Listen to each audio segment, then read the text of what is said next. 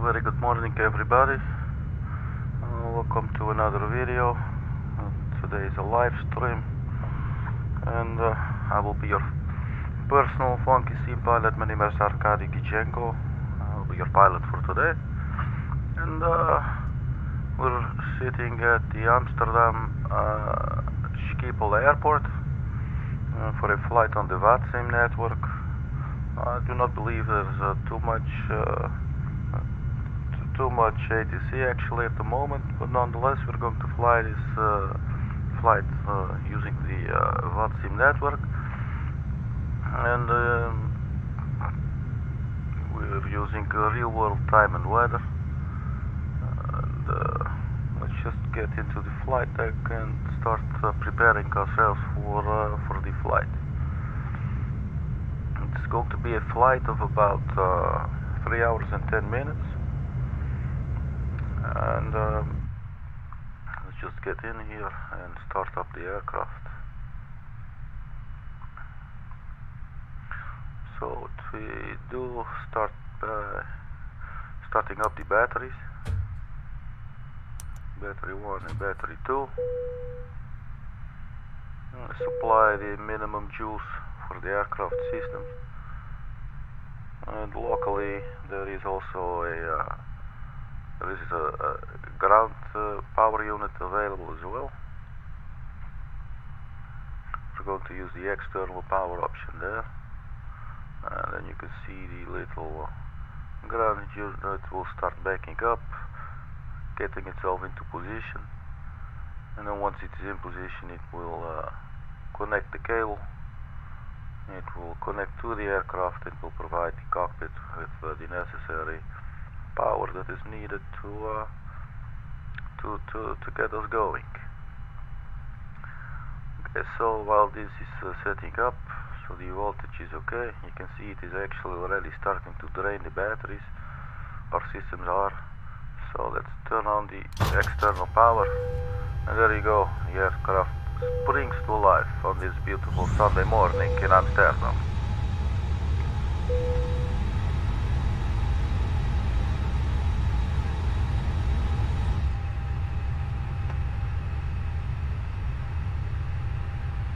Okay, so we continue with our startup flow.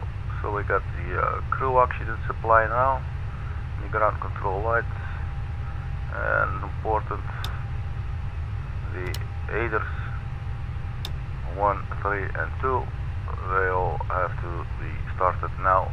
They take about 7 minutes to align the aircraft with traffic top 65 Bravo Mike, line at the takeoff van Nederland at Echo 5, loop ik voor Echo departure, Schiphol traffic.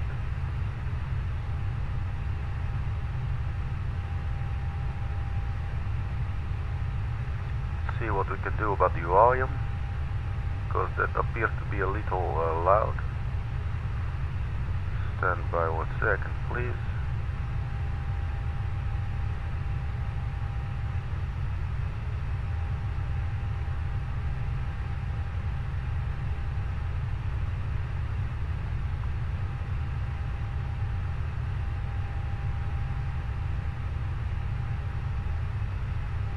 Okay, so try to reduce the V-pilot volume a little bit, so it will not deafen anyone. Okay, so then we carry on with our startup flow. So we just start by turning on the strobes and the nav lights, and always like to have the overhead intake lights turned on as well, and the no smoking sign can go to on, and you arm your emergency exit lights. So for now that's the first thing we do. You could, not really sure where in the entire startup sequence, or actually the testing of the engine 1, engine 2 and the APU fire system goes, but you can click on the test to see if this all works.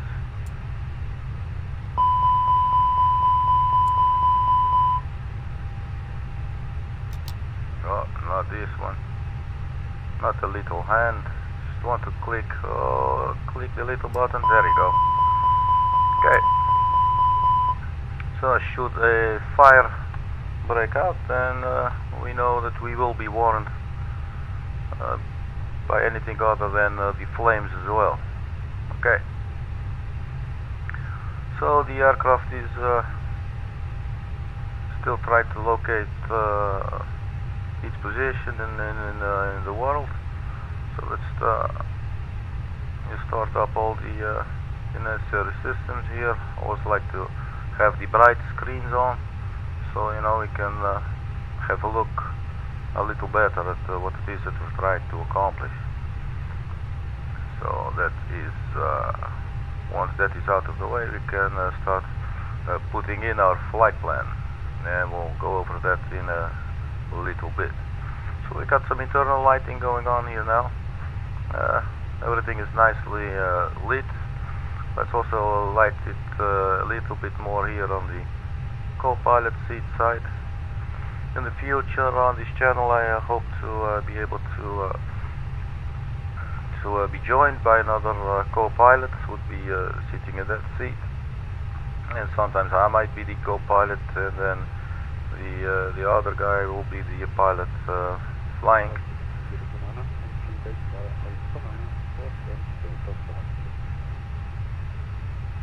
Okay, so that sound was a little low, so just fine tune this as we go, so bear with me please. Okay, so we've got power, and we're sitting here at the gate Golf 6 at the Amsterdam Schiphol airport in the Netherlands. We'll be flying today. We will be flying to Istanbul, to the airport of Sabiha, Gökçen. You can see. Okay, let's just go here. Okay, so we have the OFP here on the flypad. We're using the A32NX mod by the fly-by-wire team. It's a free mod. I really suggest that if you want to use it, you should. If you do not want to use it, just do so as well. It's just really kick-ass awesome. It's a very beautifully made system. Everything is very coherent and locks in each other and everything, one another. Okay, so our flight plan for today, so the en route time should be about 3 hours and 10 minutes. Our cruising level for today should be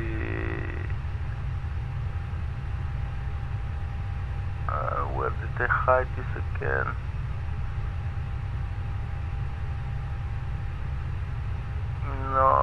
No clue, not sure if it's here. Well, actually it should be here, I've seen it here the other time.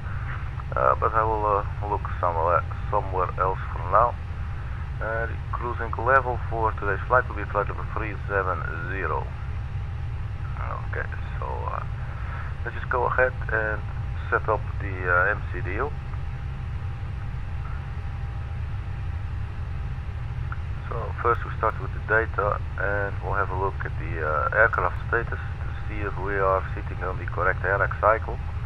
7th October, 3 of November. Today is 17th of October, so we are well within this range. So we have the correct database loaded on the board. Okay. The positioning is still in progress.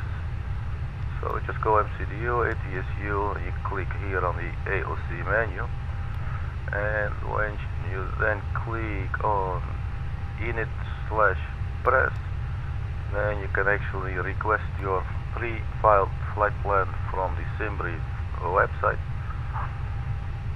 and look, it will load it in. It will say your flight number, Turkish Airlines 812, departure from Amsterdam, and destination is Istanbul. Fuel on board 9.5, so that's actually good. Let me check here as well. 9.5, so that's good. So we're going to use that. It's about 1,000 or so over the fuel recommendation that was in the OFP in our originally received flight plan, but it will do. We'll have a little bit of extra fuel. You know, there might be some screw ups or something, and we'll have to fly a little longer. Who knows? So the estimated time en route, you can see here as well. It's 3 hours and 10 minutes. So this part is now done.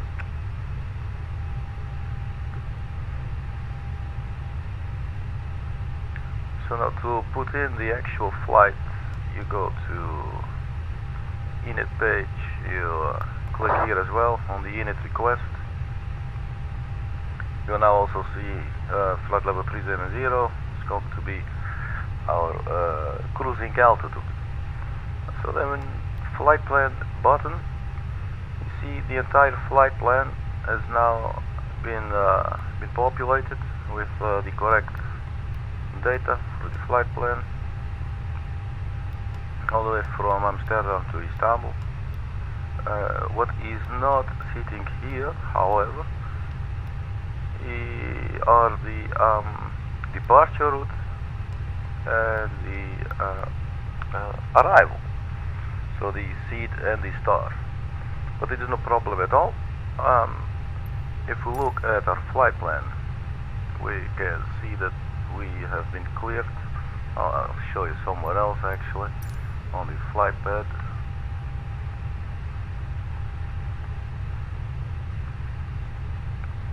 You scroll down, you can see in your routing that we will be taking off from runway 18 center. We will be flying the EDUPO 3 X-ray departure. Okay.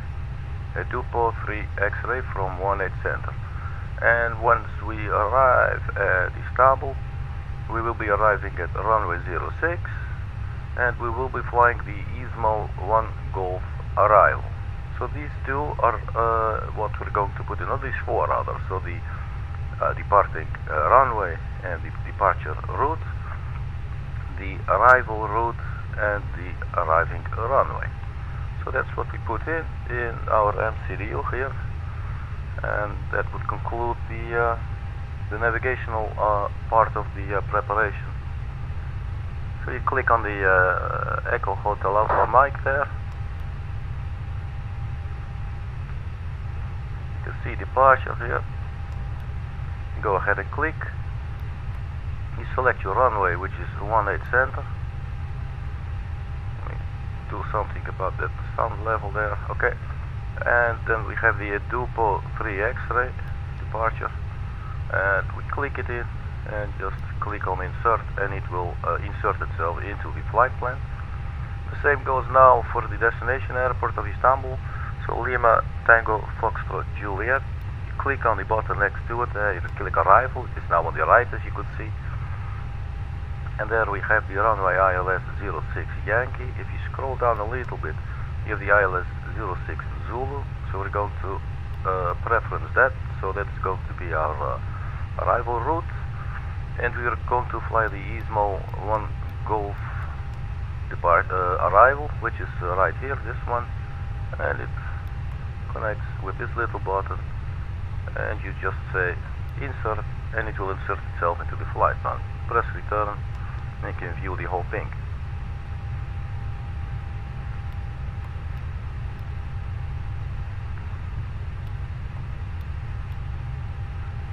So the aircraft appears to have located itself now. That's always good. It's comforting to know. If you change this button here to the plan, your navigational display will change to a planning mode. As you could see earlier, it was sitting on the arc,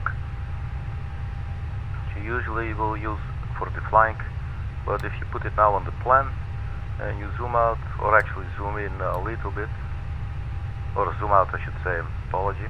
So here you can see already sort of a flight plan. We have a departure route here, evolute, and then you go to Randy, EDUPO, which is concludes the departure. And then so on, we will carry on. If you like, you could actually check the complete flight, like so. You get them in one window, and there is a possibility actually to right click on the to click on the right alt button and then click on this one. You can see the cursor is changing, but I do not believe in this stream I've been able to set up that it will show that as well. It should probably be fairly simple. I just do not feel like bothering about it right now at this very moment. So we scroll through the whole flight plan to see if it makes any kind of sense. It appears to be going towards where Istanbul is located, so we are already actually arriving here, as you can see.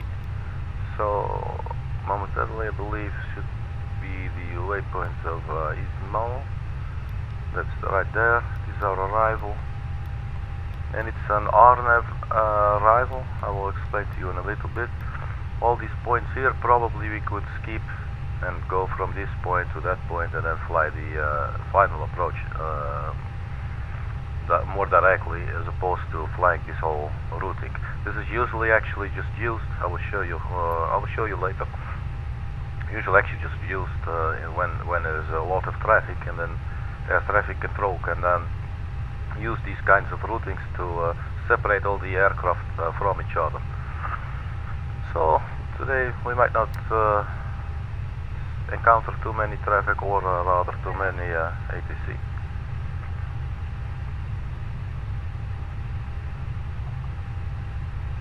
Okay, so switch this back to the ARC now. We have loaded in our flight plan, so the Airbus now knows exactly where we want it to go. What I'm going to do now is to see if there is any weather information. We could check for the ETVIS, but usually Amsterdam does not have the ETVIS, and I do not believe the Amsterdam is now actually online. So we just go ahead and click the weather request here, then we get it for both the airports, and this is now a message being sent. We click back here, and then once it's received, we click on the received messages. You can see here in your upper ecam it will display company message. There you go, company message. And you click here again, you go to the received messages, you click on the meter. So that's really nicely done like that. You click on the little print button, and here you can actually see now the Airbus has a tiny little printer on board, and it's printing out the weather information for us. Sorry about the bad camera angle. Okay, so the current QNH here is 1019er. Okay, so that's our altimeter settings. 1019er. 1019er. So we are now sitting at the correct altimeter. We're also going to go ahead and put the constraints here in the primary flight display, and then you see all these pink information appear. Let's see. Let's also do the constraints on the pilot monitoring site. Okay, so we have all this data now in. So we carry on with the flow for the MCDU. So we have the flight plan. After that, Schiphol traffic, good morning. KLM 9057, pushing back stand Delta 5, being stand Delta 47. we'll turn that a little bit down. Departure. Okay, so secondary flight plan, it's not yet operative in the fly-by-wire mode. I'm sure they probably will be trying to develop that as well. Okay, so second, and then the RedNav page. It should populate, I believe in real life it should actually populate automatically. You can put things in. We'll have a look at this later when we check our departure route. And then for the init B page, we should actually first, let me just check here. You can go to the ATSU and the AOC menu, and when you click on this one, performance, weight and balance, you click it, and then you can see the block view for the flight was given was 8.4.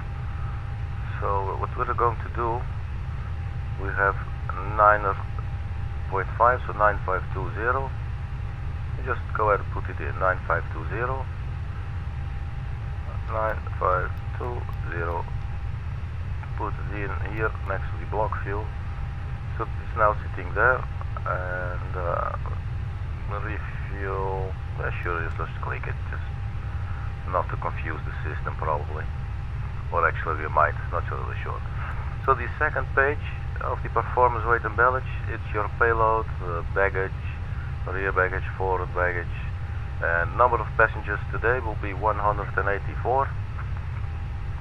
So we click to load in the payload, so that is now loaded into the aircraft. So now that we are actually sitting with the passengers on the board and the fueling has been completed, so to speak, we'll turn on the seatbelt signs as well.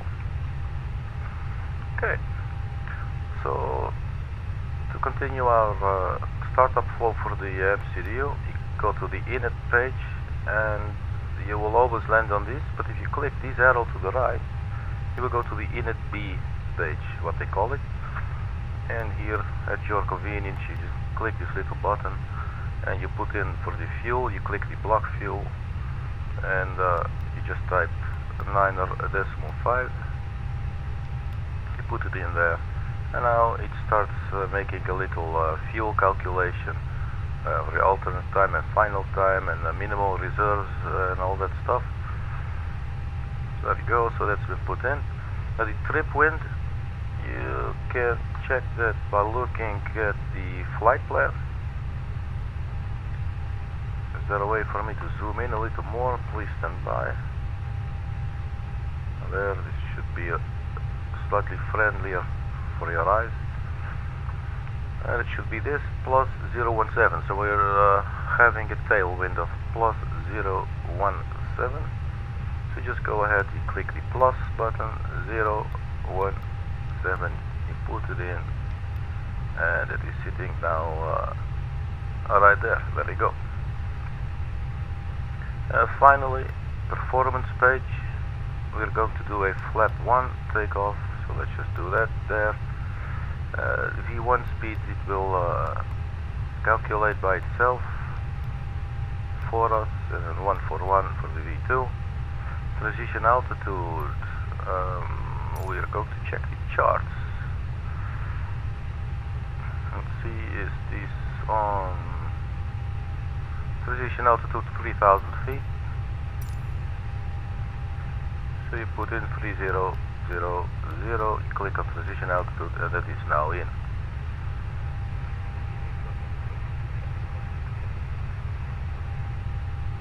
Okay, so this all information has now been entered. Let's have a little look outside.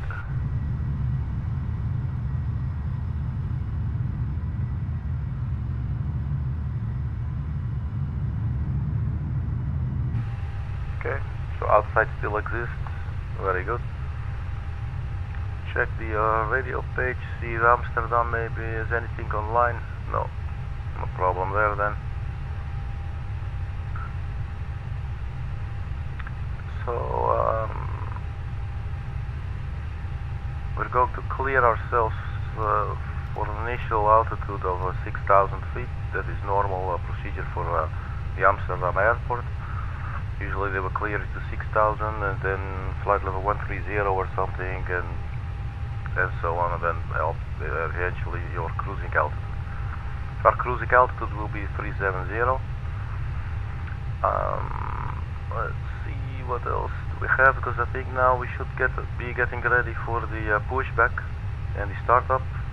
So what we will do, we lock the flight deck,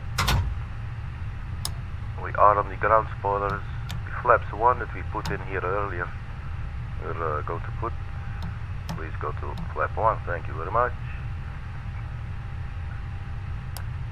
And then there is a bunch of buttons. You just click buttons in this aircraft. You just click buttons and you'll be fine. Okay, so I'm not sure with regards to the squawk code when we're flying online really. Let's just try 1200 for now. TRA. And like so. Right. So what we're going to do now is start up the APU. So 1 Mississippi, 2 Mississippi, and you click on the start button. We're going to start the beacon lights, so the ground crew will know that we are powered up and we are going to start our engine shortly. I will also open up the fuel pumps now.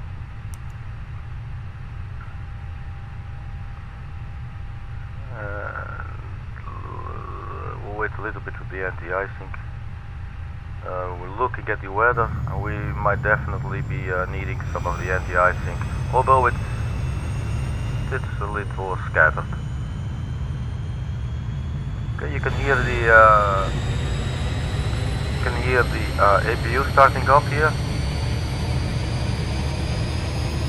It's whirring nice and noisy, just how I like it. If you want to check here on the lower EHAM, you can see APU. It is now available. It says avail. So you click on the APU bleed now. So we are now sitting here on internal power.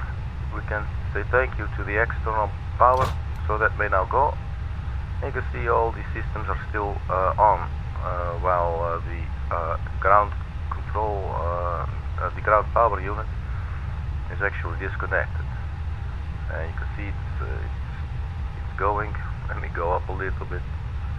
And it's going. Say goodbye, goodbye. So alright, so we've got this now, and I think we should get ready for taxi. So let's have a little look at the departure before we fly. So we're going to take off from runway 18 center. KLM 957, taxiing it's heading up 182. By Alpha 12 and Bravo. See, so yeah, it's actually also an RNF departure, so you would not really need the Sierra Papa Lima, for instance. So basically what you will do, you fly out to 182 and you engage your autopilot. It will just start following all these waypoints. Amsterdam 046, 026, and go to EVLUT. And then from here it will choose the EDUPO 3 X-ray. If you'll be flying the ALPA 3 X-ray, you will be flying this route via Niker, but we're going through Lunix, Randy, EDUPO. And it will actually just complete the departure. So that is precisely what we're going to do today.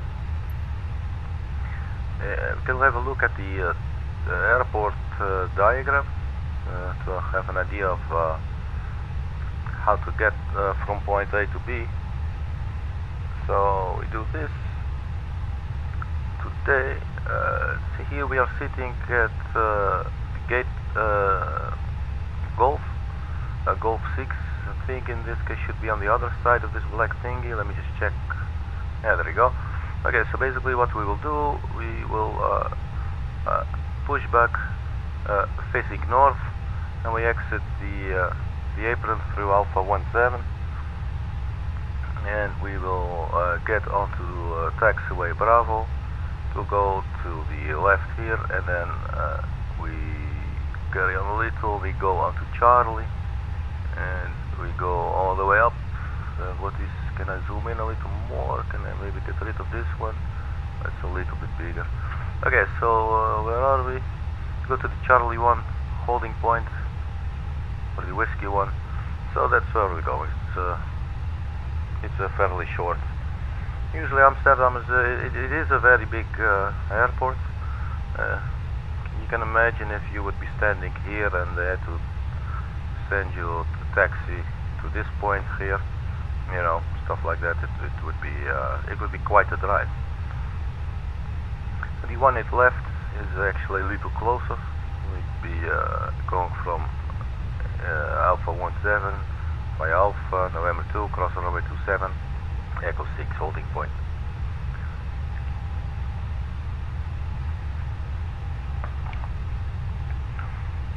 We have been given clearance for the 18 center, however, so that's what we're going to do. We will be nice and obedient. So now we have a general idea of where it is that we're going to go. So let's have a little look. This can now go off. Taxi lights not yet. So let's just start with the, let's call it tug.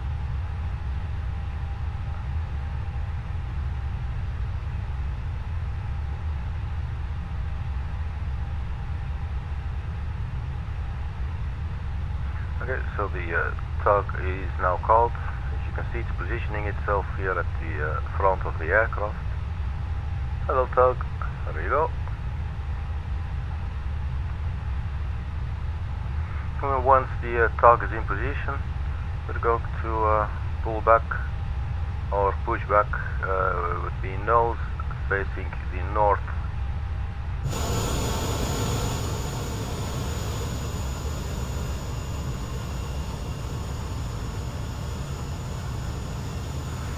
So we go out through here, Alpha 17, go on to Bravo, and we carry on a little bit, and then we take a right. Okay, so let's disengage the parking brake, and let's start rolling.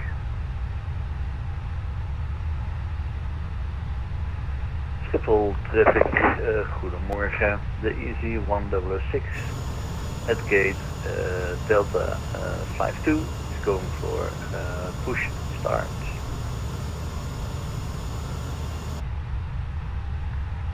Maybe we should actually announce our intentions to any other pilots here.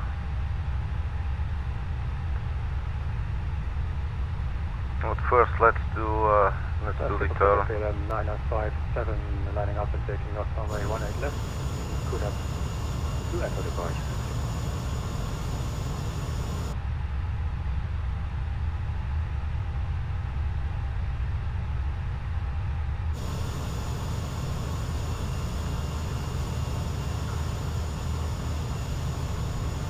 Schiphol ground, Turkish 812, pushing back from Golf 6.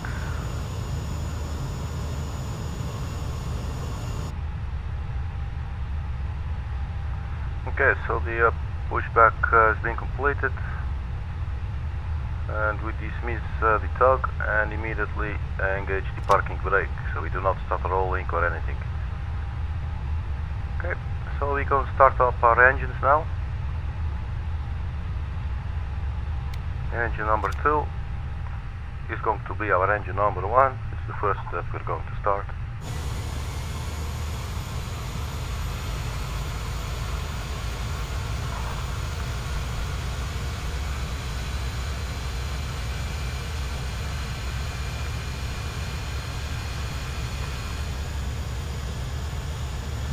And there we go, it starts to spin.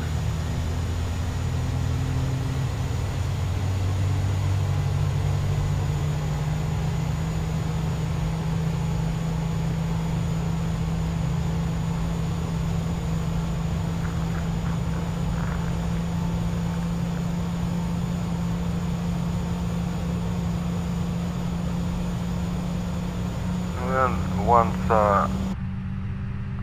the N1 reaches about 19.4, 19.25, you can see right there above my little arrow, it will read avail, and then the engine number 2 is ready and it's available. Like, there you go. So we already have one engine. We could already start taxiing if we would like on one engine, but I believe you usually would taxi, if you do one engine taxi, you actually use the engine number 1. Okay, so we're going to start up engine number 1 as well. You can see it's spinning up, starting with the N2, and then the N1, and the external gas temperature will follow as well. Let's have a little look outside here.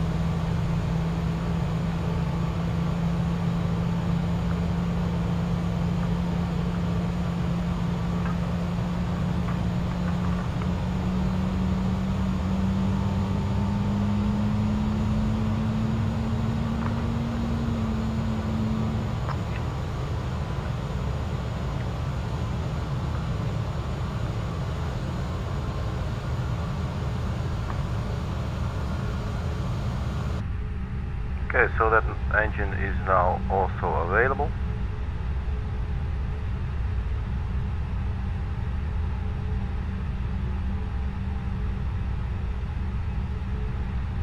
Stand by 1 second for me, please.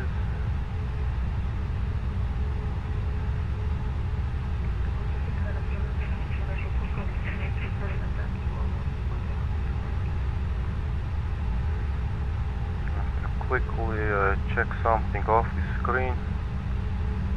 Stand by.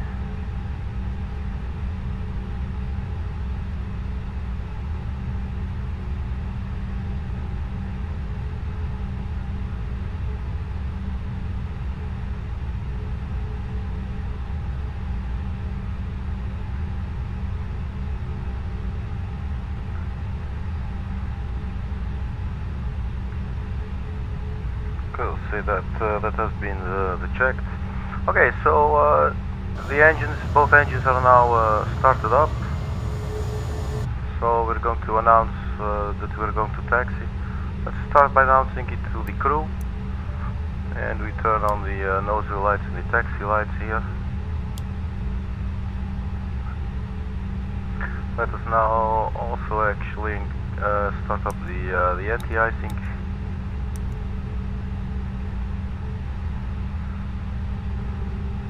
And quickly have another look here at the taxi routing, so we can announce to other pilots.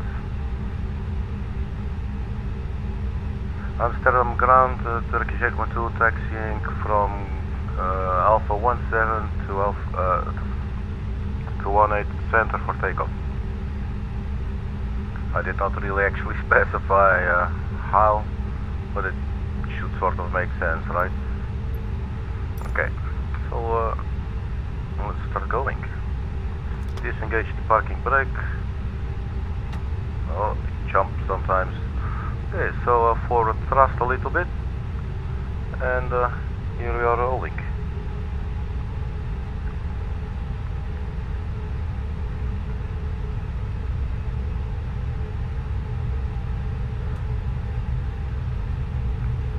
Here's Alpha 17. There you go. Mind the speed a little.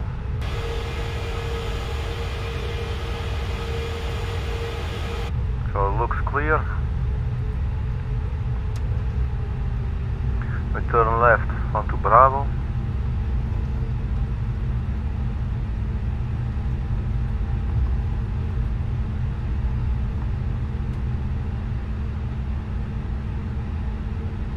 Sometimes when you brake, it will quite abruptly just do a dead stop almost.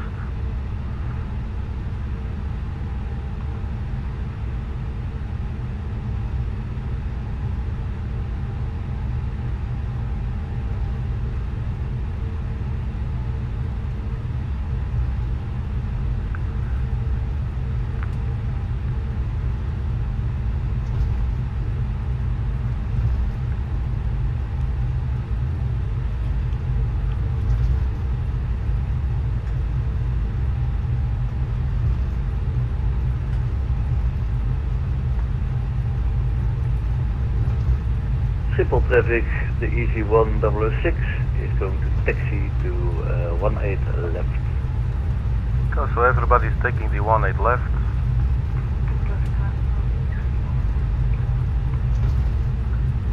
Which actually makes sense, because it is a lot closer. But I like to listen to the flight plan.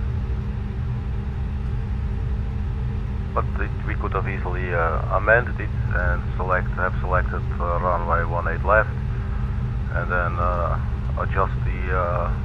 possibly adjust the departure route accordingly. Let's have a look. I think it's the right here, so we're going to take a right turn now.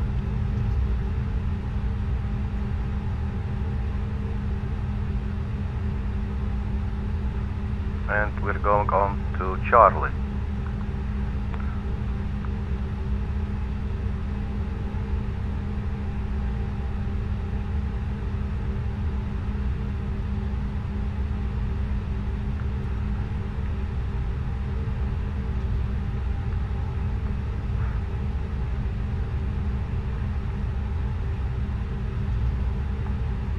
so while we are going a little slow, let's try to multitask. It is already sitting at the flight controls page, so that's exactly what I wanted. We're going to check our flight controls. So the rudder, you can see in the bottom there of the lower EHAM, the rudder appears to be working, and obviously we've been turning, so that already works. So we go full up, neutral, full down, neutral, that appears to work, and then we go full left, neutral, full right, neutral. Okay, so we established that all the flight controls that we need are operative. Our ground speed, you can see right here in the top left corner of the navigational display, it's 29, now it's 30 knots. Usually 30 knots is about the maximum speed on airports. So try to aim for a maximum speed of 30 knots. ATC may actually get upset if you do not abide by these speed constraints during the taxiing. And my reasoning is, there is already so much war going on in the world, and there has been, and who knows, there might always be. So let's just focus on contributing only the good stuff, and not make people angry. Unless, of course, they drive over your dog, you know, or something horrible like that, or you get upset. It's normal. But always try to be constructive, right? Okay, so enough with the philosophy. This is our turn, I think. Well, let me check here. Yes, otherwise we'd be going around, so we take a left here. It would be nice if it starts to turn now. I was a little late.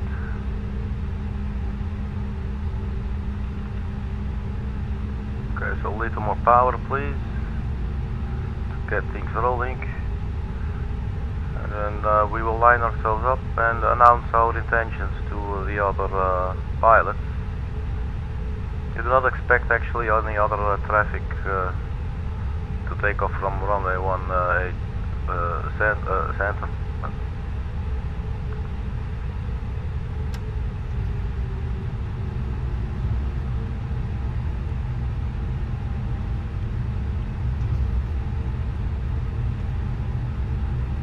You can see here we are about to line up. Just going to hold short for a little bit. Engage the parking brake and go to the idle.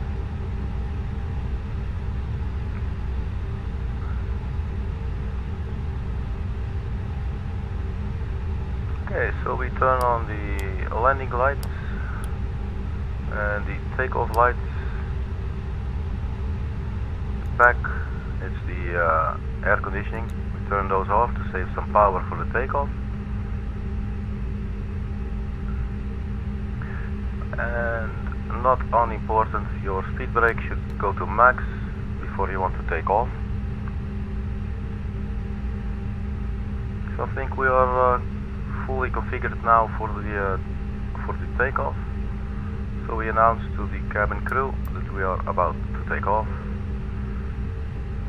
And we'll have a look to see if there's any other traffic anywhere, especially on or towards the runway. I'll just scoot over here. Looks clear to me.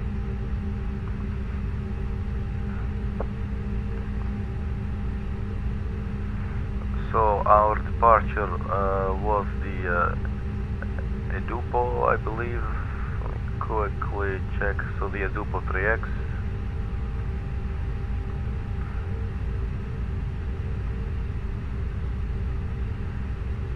Amsterdam traffic, Turkish Airlines 12, runway 18 center, taking off for the EDUPO departure.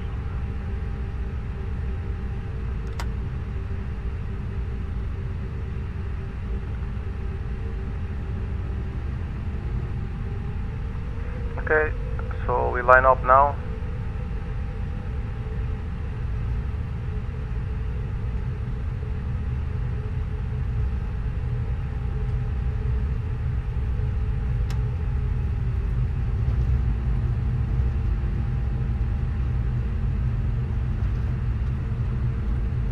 Runway 18 left, center, apology.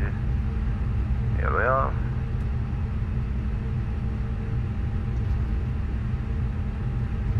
So we focus on the far end of the runway, try to keep that in the middle of our view. Nose wheel goes, the forward stick pressure, and full power to the engines for takeoff. And here we go, from Amsterdam to Istanbul. 80 knots, so the forward pressure can release a little bit. 100,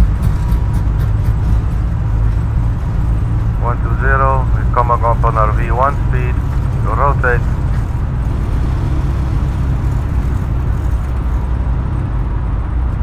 And we rotate to about 170 degrees.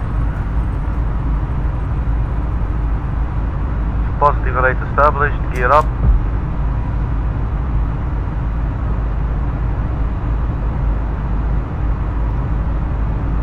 And we engage the autopilot 1.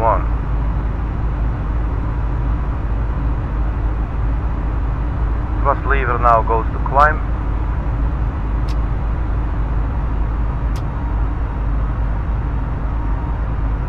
Now we monitor the speed for the retraction of the flaps. The flaps are now sitting at flaps 1, as you can see there. So when we reach the green S here, excuse me. So when we reach this green S here for speed, then we will retract the flaps. Then we'll be have flaps up completely.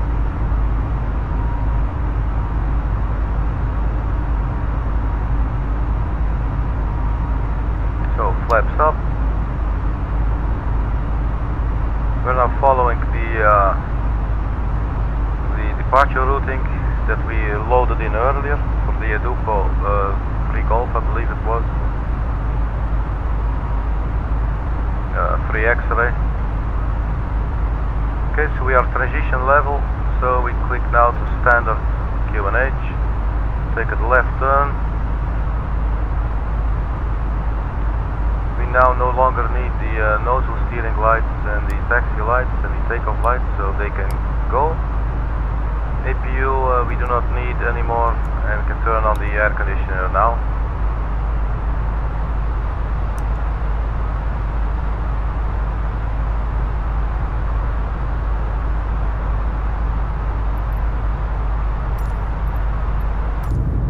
There's a little look outside of the window.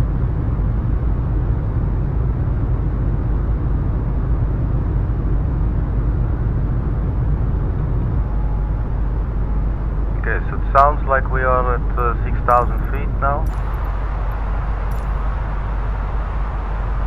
See, we are approaching 6,000, so let's clear ourselves to flight level 130.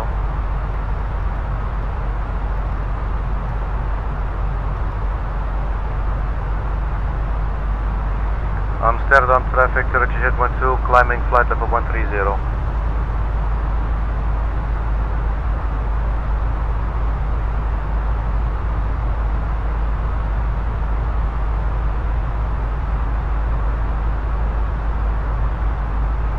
So we are now following this routing. We will now go to EVLUT. Let's zoom out a little bit more so we have some situational awareness.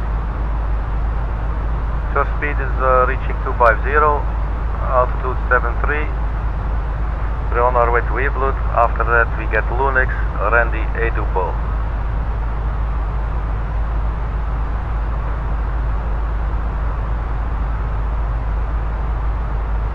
Let's have a look outside, so mind your ears please.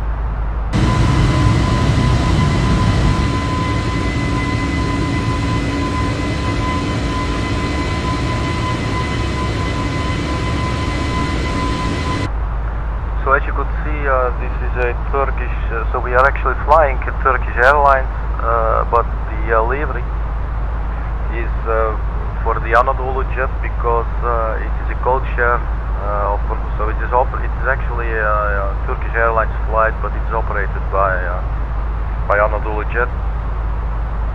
So that's why the livery says Anadolu jet and it does not say the Turkish Airlines. Okay, so we are now at flight level 10 or 100. Actually, I should say it's at 10,000 feet. So we can go ahead and turn off the landing lights. We do not no longer need them, and the nose is not. I think it's below 10 degrees. It's about 5, a little below, I think. So we can also turn off the seatbelt sign. See if there's anything else up here. I do not think so. So for now, we will just get up to our cruising level, and we cruise. And possibly in the meantime, during our flight, we might encounter some other stations. First station in the range would be Echo Kilo Delta Kilo. Not sure if we are going to encounter them. I could have a little look at the VATSIM map, perhaps.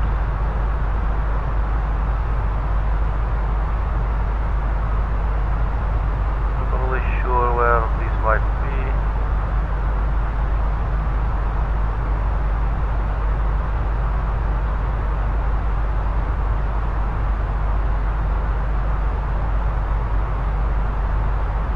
Okay, so here we are in the turn.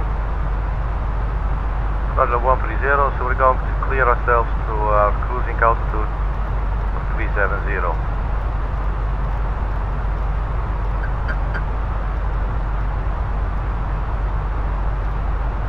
So flight level 370, and the Airbus is now climbing. As you can see, we put in the 370 here. Speed is managed, lateral navigation is managed. You see thrust levers are to climb. The altitude is set, it's in climb mode, and it's following the navigation.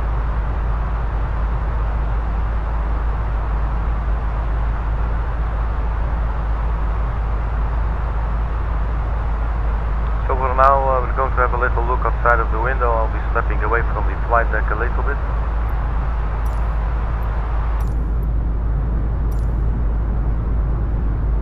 Beautiful clouds, a layer of clouds there.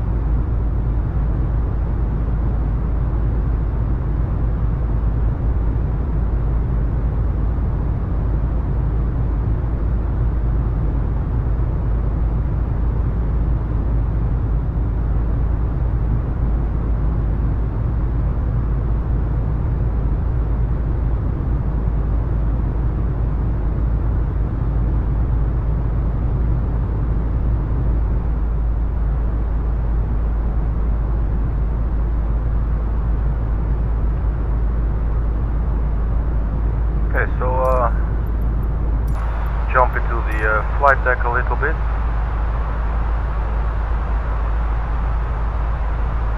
So looks like you're flying through some clouds or something. Looks a little misty up here. But I believe we are still climbing. We're flight level 266. We're flying, climbing to 370. We got a little ways to go still. So that should probably take us above those clouds, I hope. Usually clouds will not be very high. Usually, and if it is, we could always change the flight level, obviously. For now we're going to stick with it.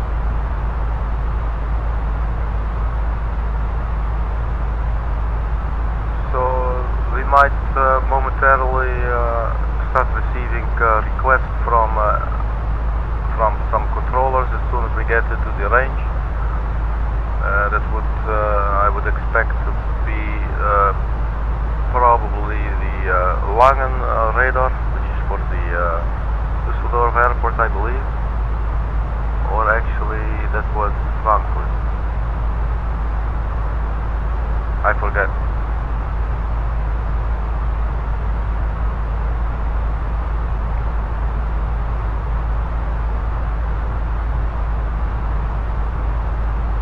Usually it's actually really simple. They will send you a little message, please contact me, and then you contact them and you tell them where you are.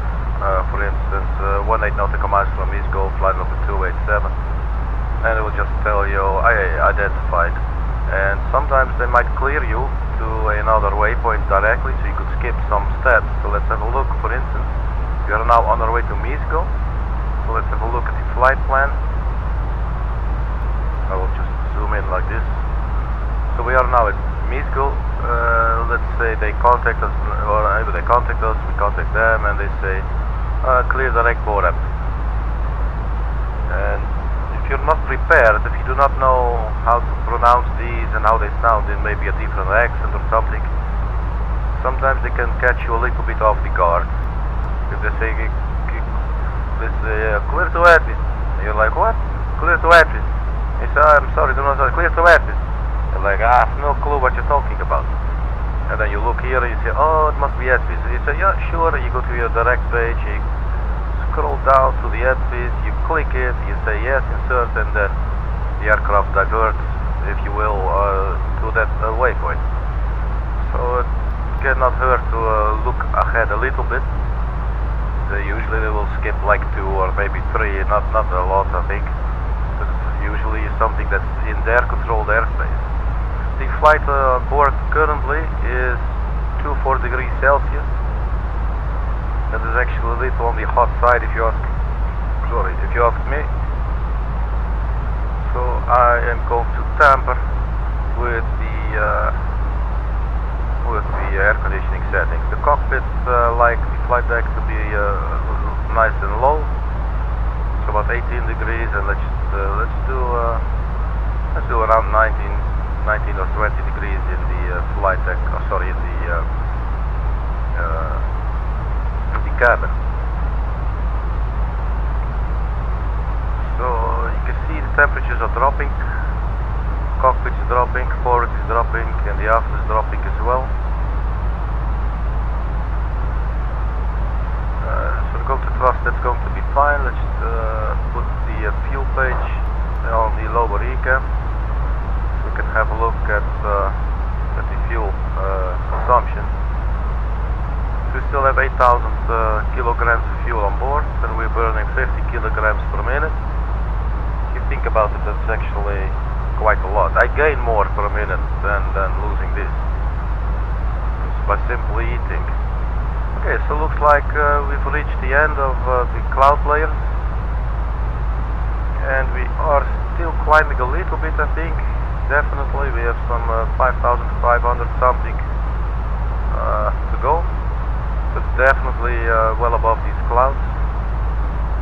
Not too sure about those, but probably as well. We can cheat a little bit just to see where we are in the world. Now like to keep the position bug actually turned off, just for immersion's sake, if you will. But it obviously is nice to have an idea of where it is that we are. So with regards to the flight plan itself and the positioning, the waypoints, I do not want it on, but just to have a little idea of where actually in the world are we flying. So we're flying here at Wuppertal, Germany, and we just flew over the, what was it, Oberhausen. There is the Düsseldorf, to our, well, at 4 o'clock, I think. And this will be the rest of our routing. Let's turn this little sucker off. We go back to the high on route map. And, well, basically we do not really need it for now. We're not using it anyway. A little later on, what we will do is we'll have a look at the arrival charts, so we can see where it is that we are going. We'll start preparing that now. Maybe what we could do is we open up the pin charts from earlier and unpin them and close this one as well. This was our departure. We click on the pin button so it unpins and we close it. So now we have no charts here, the fast click menu, if you will. We click on the arrival airport, Lima Tango Foxtrot Juliet, which is Istanbul. And now here you get the list of all the necessary charts that you might be needing. What we should be needing is, let's put in the taxi, so we have, which one would this be? The parking stands? No. Airport info, takeoff minimum, yeah, so this should suffice. So we put a pin in this. So once we arrive, so we will land at 06, and then we need to see, so we'll have to turn left somewhere, so we'll land around here. I mean, our speed would be reduced around here or here, so we probably exit through Foxtrot, and then we just carry on to the apron and park around somewhere there. With regards to the arrival, we are currently expecting the Ismail 1 Golf arrival, so we put a little pin in that as well, and we can have a look at it also. This would, let's see if we can, just stand by 1 second. Let's also put up this chart and we can close this left pane here. We were flying runway 06 ILS Zulu, runway 06, put a pin in that as well, and then now we can close this part here. We'll have a little more zooming capabilities. Okay, so we will be arriving at Ismail. Ismail, we should be flight level 270 or below.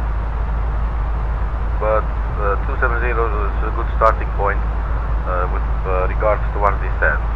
We will be reaching flight level 370, so we're looking at a 10,000 feet descent, which is 10 times 3 is 30, plus 1 is 31, so about 31 nautical miles before Ismail, we should start our initial descent. And from there we will carry on following this R navigation, this RNAV routing through Itinerary, FJ621, 622, 623, 624. And as I said earlier, this leads us all the way to the final fix of our arrival procedure. From here we will switch to the actual final approach, which starts around here. And if I go back to the initial approach chart, all these waypoints here, usually they are used to actually keep all the aircraft separated, for instance when it's busy. And usually air traffic control might skip some of these points, so they give you a direct, so they will say sorry, so you're at 625 here, and they will tell you Turkish Airlines clear direct Amsterdam, and then they make you skip this entire part. But if the airspace is busy during the busy time of the day for the airport, they might actually have you fly the whole routing or maybe skip from here to there, etc., etc. So that's how they manage it. So you know, if there is no traffic once we arrive and there is no control, we can do it ourselves, and we might actually skip some of these points, but we will not know until we are there. But that at least this gives us a general idea. So the ESMO is our first, actually from now on it's our first altitude restriction, flight level 270, which is a 10,000 feet difference from what our cruising altitude is, which is now 370. And as I said, should be about 31 nautical miles. And what you could do, it is quite prematurely, very early on still, but you could zoom in for you like this. What you then could do is you go to your progress page and you simply enter the ESMO waypoint, and that will show you the bearing of the particular waypoint that you entered. It's 120 degrees from where we are, and it will also display the distance, which is 1030 nautical miles. So once this 1 and this 0 are gone and it's reached 30 or 31 rather, then we should start our descent. What we could also do is make use of the little inbuilt calculator here. We sync it now, so we have flight level 370, and they say, so Arkady, what is your altitude that you want to descend to? And I say, well, my altitude is about 270. They say, well, then 31 nautical miles before the target you should start descending. So this also helps if the numbers are a little more complicated. This is like a 10,000 difference. For me, this is easy head calculations, but just put a little one there extra and I'm completely gone. And then I just rely on external means of calculating my reality. Okay, so we are now over the German airspace, in the German airspace, flying over Germany. We are at our cruising altitude, 370. We are looking at a tailwind of 36 knots, and our speed is about 257 or something, but it is a 0.77 Mach, and we're going now to see if we can crank it up a little bit. And you can see here this little speed bug. This one is going to move up the tape there. I could do 082, but it's going to give us an overspeed warning probably. So I'm going to let it sit there at 081. So hopefully this will we will arrive a little earlier, and we will make a little more time. So with regards to what I said earlier, we could be expecting some air traffic control. So I did see that there is actually some control online in Europe. There was something in Germany, although here is the Frankfurt, I believe it's the Langen. I'm not really sure if this is just a tower, so probably they are not going to request us to contact, but not really sure what the VATSIM procedure is on that. But if they do, we contact them, we just dial in the radio frequency right here, and we contact them, and they will tell us that they have identified us and they might clear us to another waypoint, so that we could skip some waypoints. So we're now flying towards TESGA, and we're almost there, and then to BOREP, ENITA, ETVIS. So let's just manually follow this a little bit. So if all of a sudden they start talking to you and they say, clear to SASAL, and you're like, excuse me, clear to SASAL. And like, I have no clue what you say, clear to SASAL. And like, I know I'm clear to something, but I don't know what it is that I'm clear to. And you just look here and you see SASAL, and you remember the guy saying, clear to SASAL.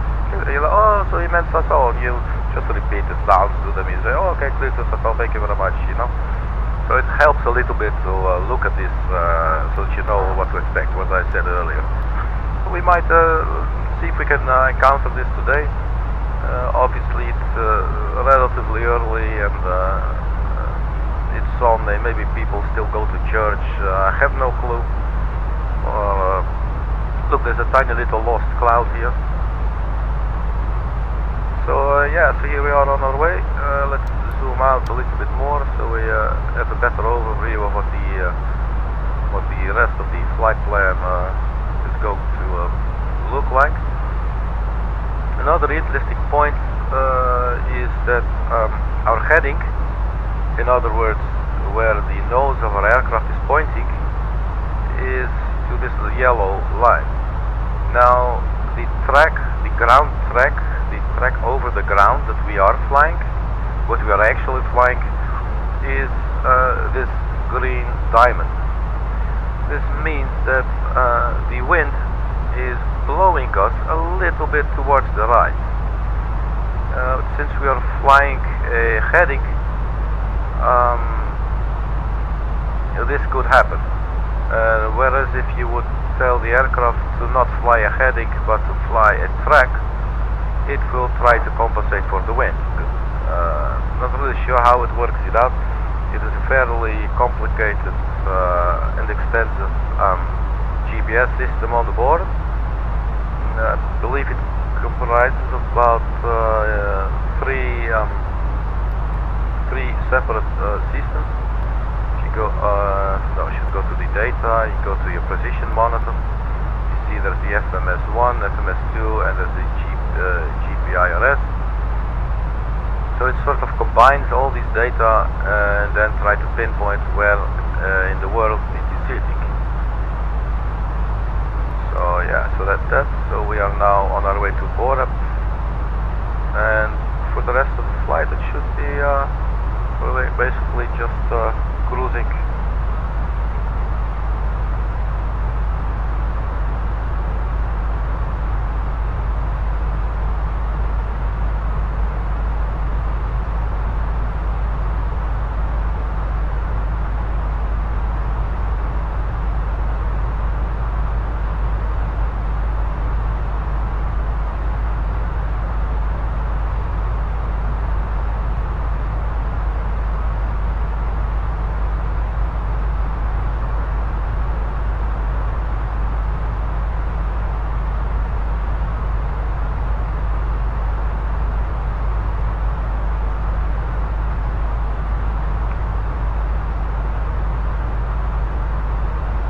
Have a little look outside the window. So mind your ears, people. You might get deaf.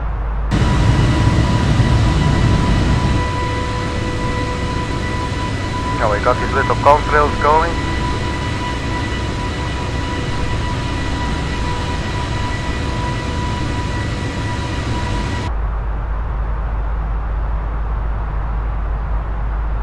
Looks like. Was there anything else? Let me see. Was there any new? We got the Unicom, it's always there. We are now on the Unicom.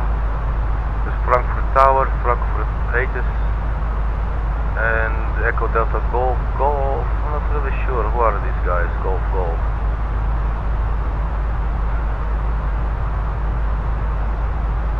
I don't know where they are.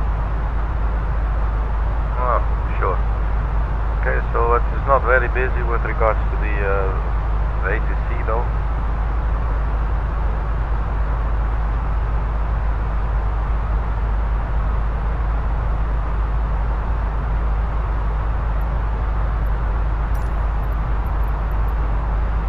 So let's just have a little look outside of the window.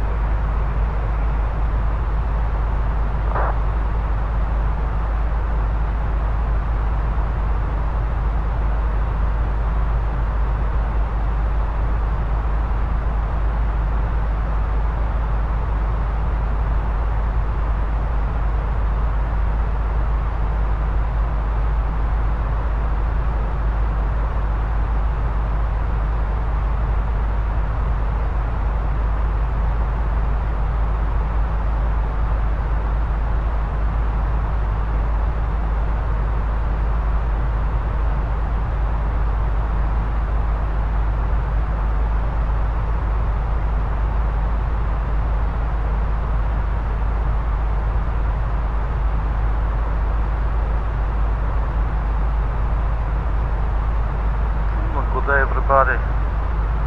I've been stepping away from the flight deck for a little bit, but just got back. See, there's might be some people watching. If so, welcome. We are currently well on our way to Istanbul airport in Turkey. We took off from Amsterdam in the Netherlands. We are currently flying at an altitude of flight level 370, which is about 11 kilometers. And we're about halfway our flight. We shall begin our descent once we are 31 nautical miles from Izmir. That is the waypoint you can see right here. And we're now 380 nautical miles out. So it is still a little while to go. We're flying on VATSIM, but there is not a whole lot of activity actually. We're just sitting here on the Unicom frequency, so there's not very much to see at the moment, unfortunately. About a week or two ago there was some live event and it was actually really busy. And all the way I flew actually the exact same routing and there was like coverage everywhere. There was like controllers all over the place. From the beginning of the flight all the way till the end of the flight, which was actually really good. So now it's a little less,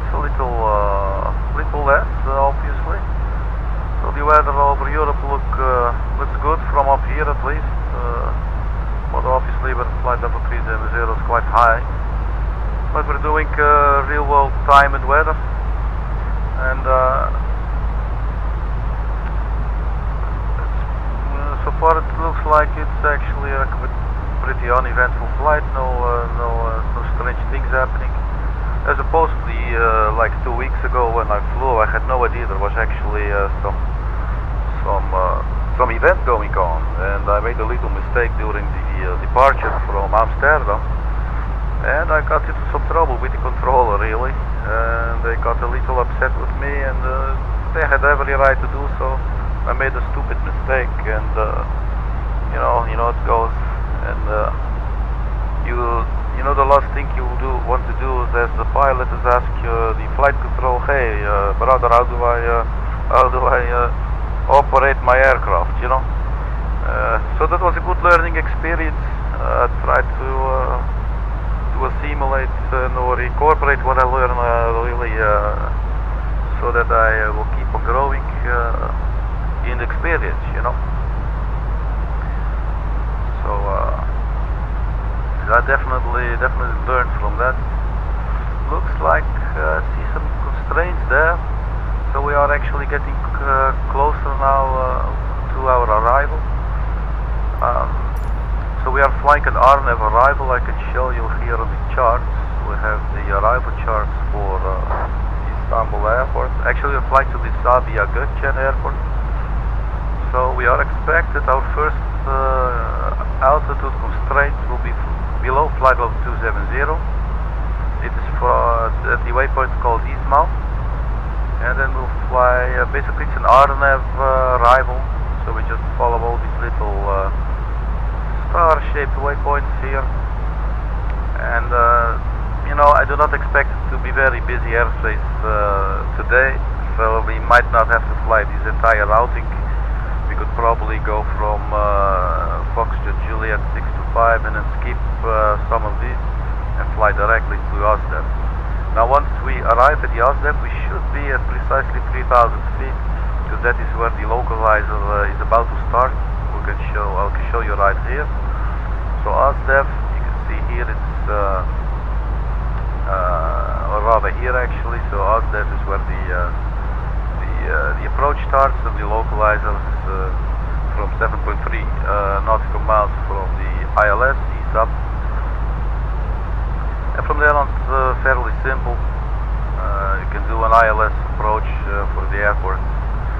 They do say on the charts actually that, I think it's somewhere here, caution use of the autopilot below 560 is not recommended due to fly up then fly down continuously observed when ILS autopilot is coupled. And then they caution for seagull flux in the vicinity of the aerodrome.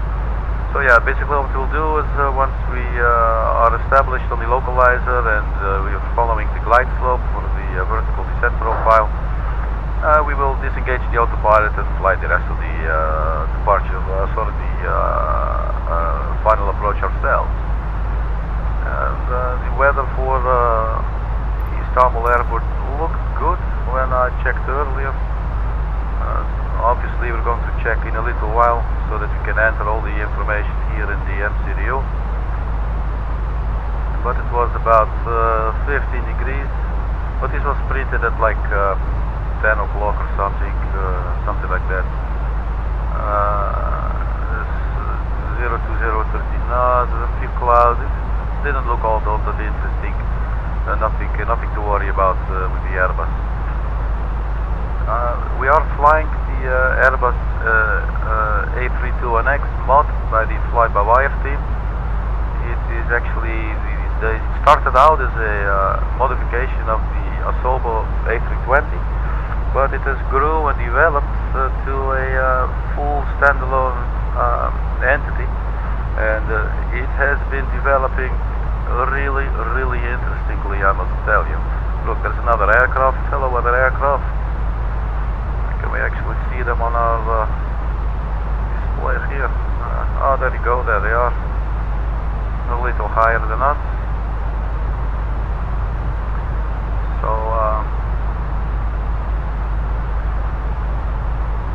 that was the other aircraft. Let's have a look if we can see them, if I can find them on the online map, perhaps. Looks like they might be, yeah, I think this might be them. Anyway, we just continue our flight. We're currently, let's check, where are we in the world? World map, and let's gauge the little pink thingy there. So we are, where are we, people?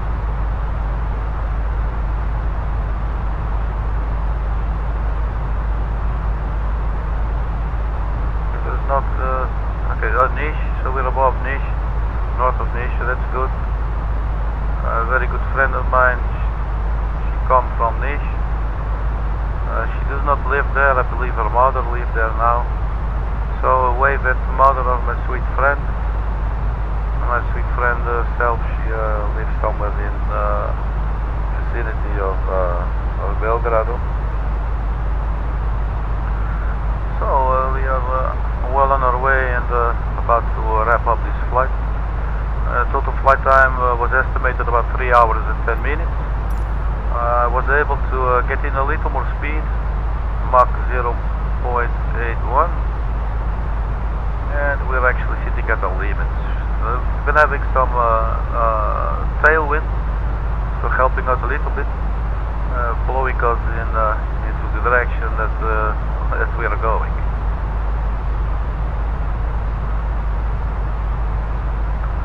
And yes, there's actually no, unfortunately there's no air traffic control.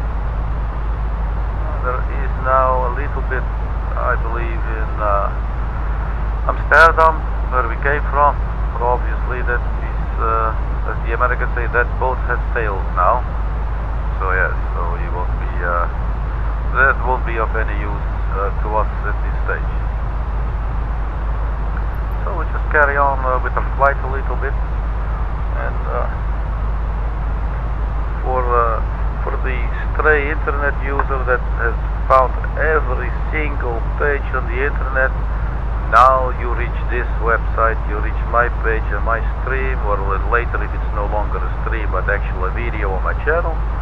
Congratulate yourself, because you found the very last page on the internet in your own lifespan, and that is an achievement in itself. So I will play a little song for that now.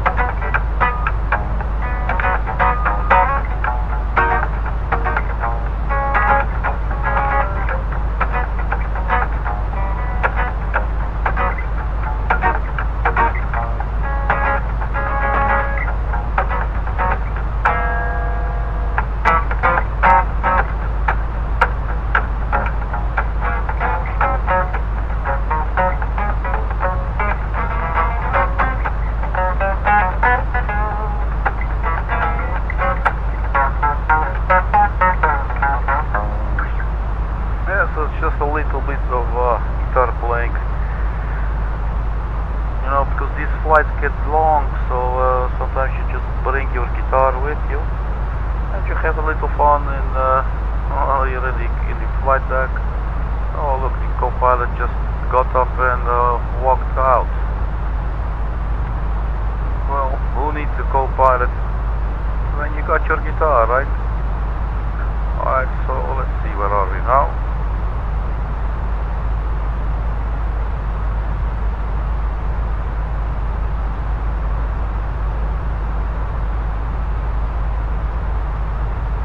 Sounds like a click on something, but I did not see anything. Let's have a look. We're on Mach, we're on altitude, cruising altitude. We're still following navigable lateral navigation. We are still at 370. That's good. We're on standard QNH. That's good.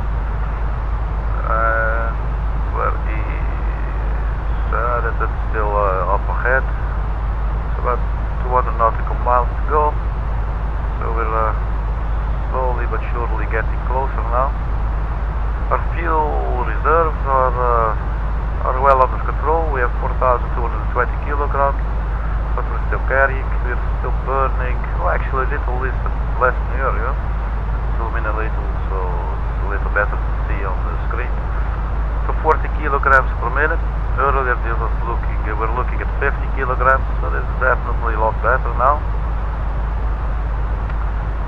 What else can we see? Everything looks to be on still on Mach, or still on lateral navigation, and we're still flying at 370, so we can see that here as well.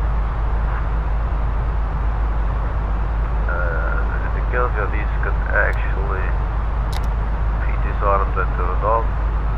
Could have done it a long time ago. These have been on. Squawking 1200 because there is no ATC. So yeah, we're actually still good. I believe we might now have crossed the 200 mark. Oh, look, it was 270. My eyesight is going a little bit. Okay, so no problem there.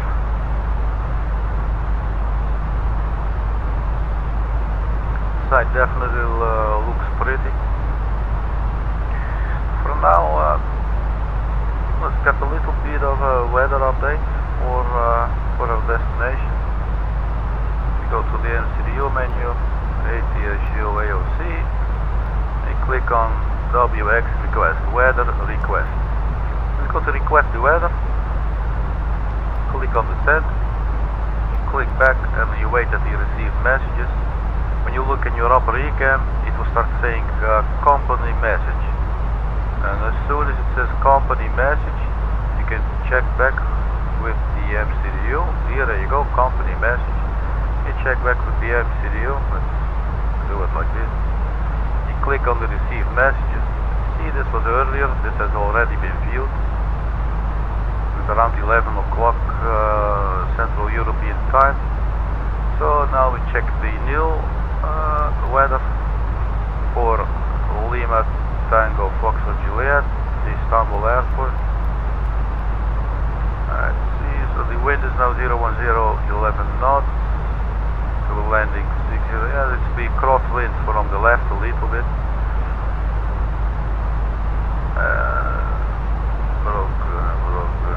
14 degrees Celsius, QNH 1017. So nothing shocking. Yeah, are expecting to arrive on time.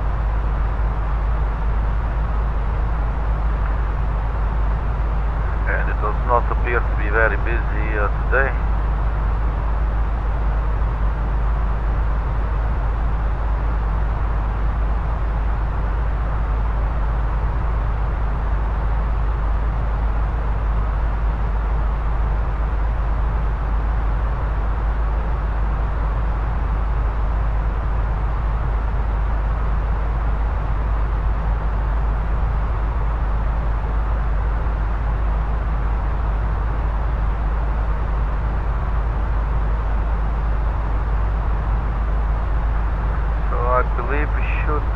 Flying around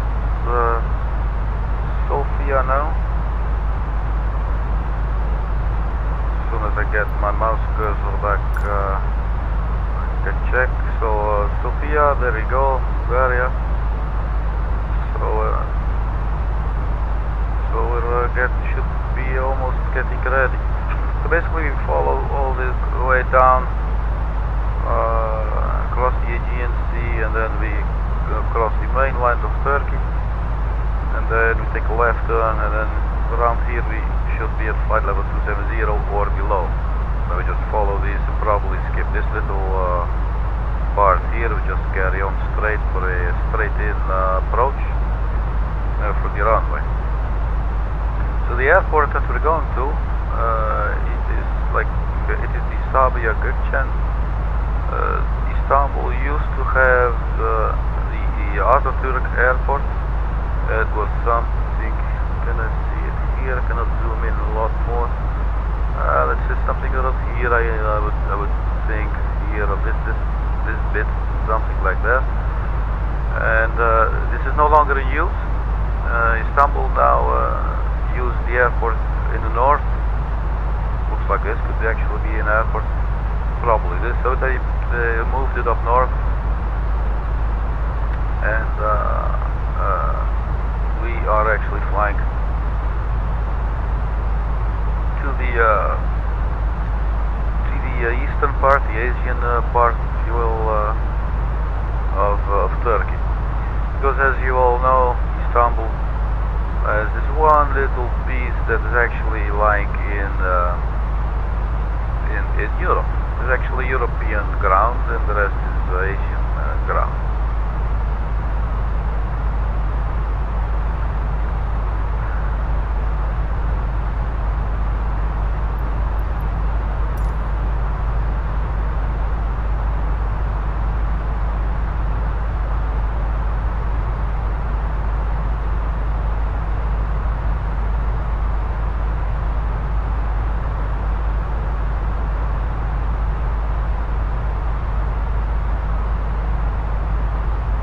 Now I'm just going to print this weather report.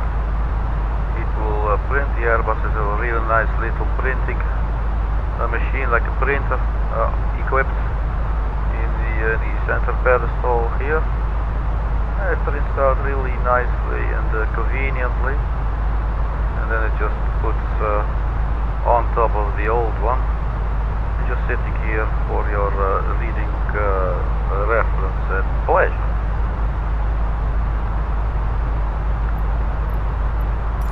A little look out of the window for now. As you can see, there is not too much to see, although the clouds, I must say, they look really pretty.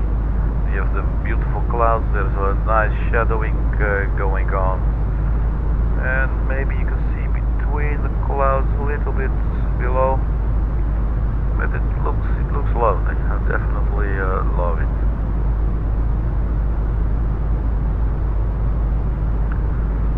So I believe we are expected to arrive at our destination,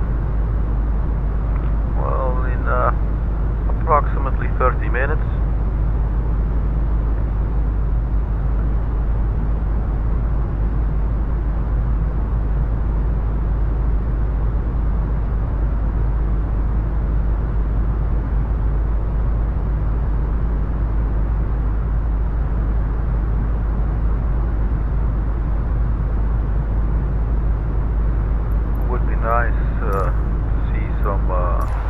Some ATC activity to guide us through the landing. Obviously, we do not need them necessarily, but it makes for a good experience, you know. But as you can see, there is no controllers currently in range, so we'll have to do without them, unfortunately. But we're happy to see them anytime, as I hope they're happy to see us as well.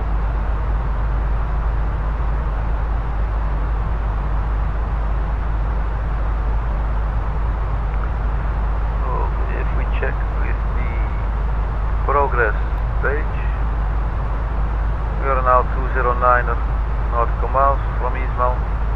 So from about 31 nautical miles we should start our descent. Now we have a tailwind, so we might, so do we then want to start sooner or later? If you have the wind coming, headwind, would you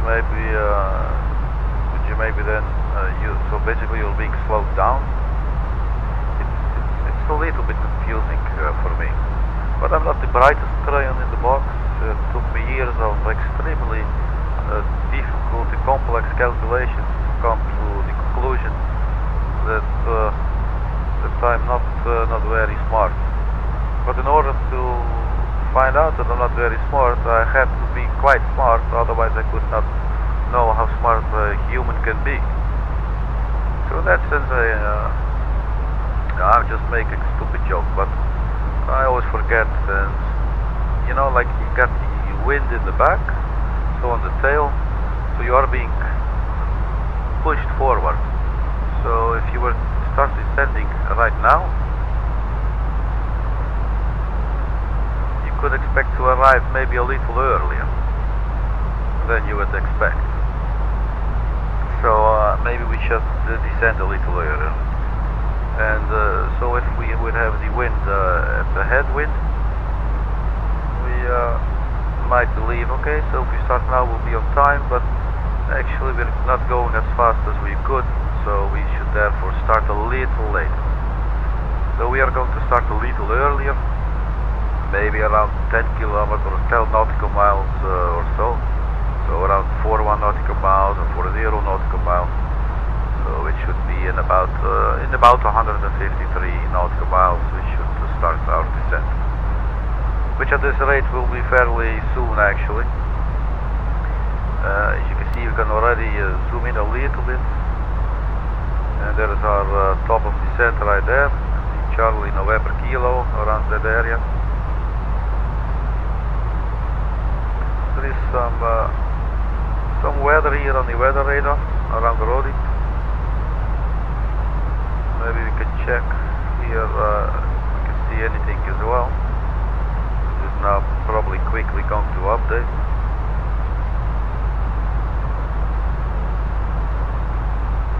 There you go. This actually still looks fine. Looks like it's a little bit a rainy area here and here. The part where we are going to land, not so much. We zoom in a little more. You can see the part where we're going to land right there. You know, there's not much rain. So basically we're flying sort of like this. It's jumping back. Okay. So QNH 017, 14 degrees Celsius. It's the same as where we left. When we left the Netherlands, was also 14 degrees.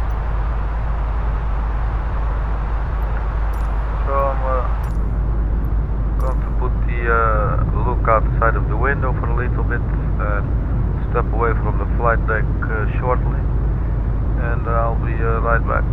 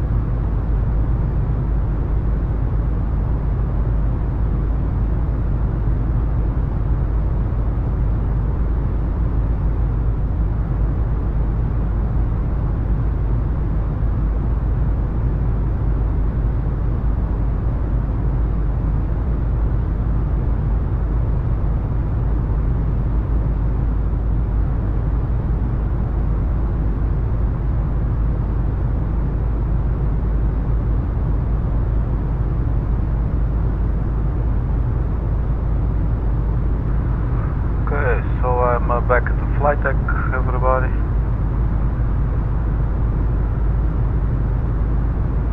And we should start getting ready for our descent. Let's have a little look at what is going on in the aircraft. So, first things first. In about 100 nautical miles we will start our descent. I believe we can actually go by this. Well, let's double check something. I want to say we can go by this weather report. It was issued on the 17th, which is today, 10:50 Zulu. So I think maybe we could get one more new one out of it. See if the weather has updated anything.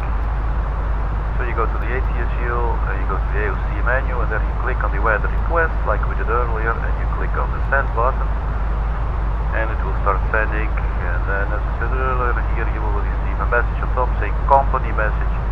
Once that comes, you know you have the message, and then you print it out, and you get you end up with this little nice little paper like you have here. Company message, it's coming in now. So you click back, you go to your received messages. There it is. It says new because it was not viewed like the other one. Click it, and this was actually issued 17th and then 11:20. Okay, so we'll go by this one. Just print it in any case.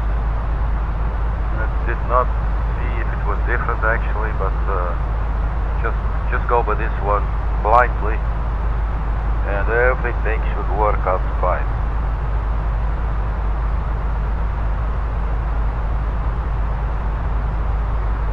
Okay, so that has printed out. It's now putting itself right there on top of the, or in front of the throttle quadrant.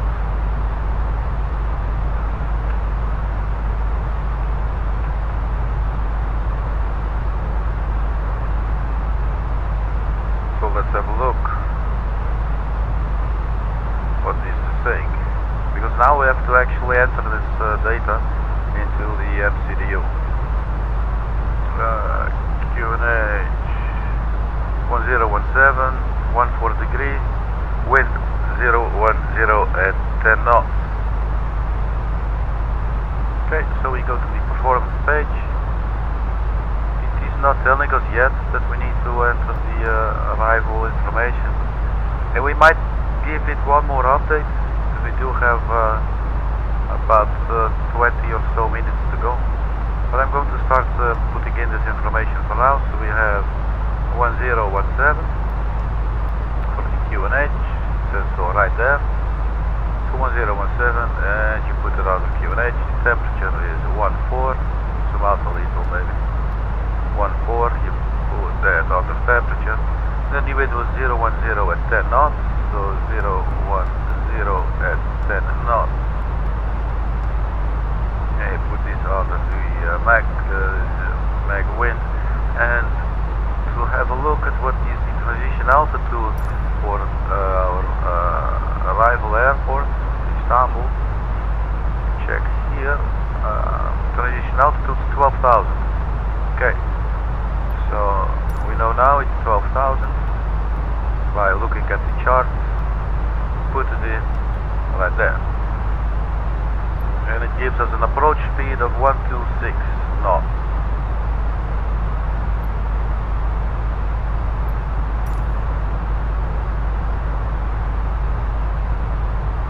We will be flying an ILS approach. Let's look. Decision altitude is 560.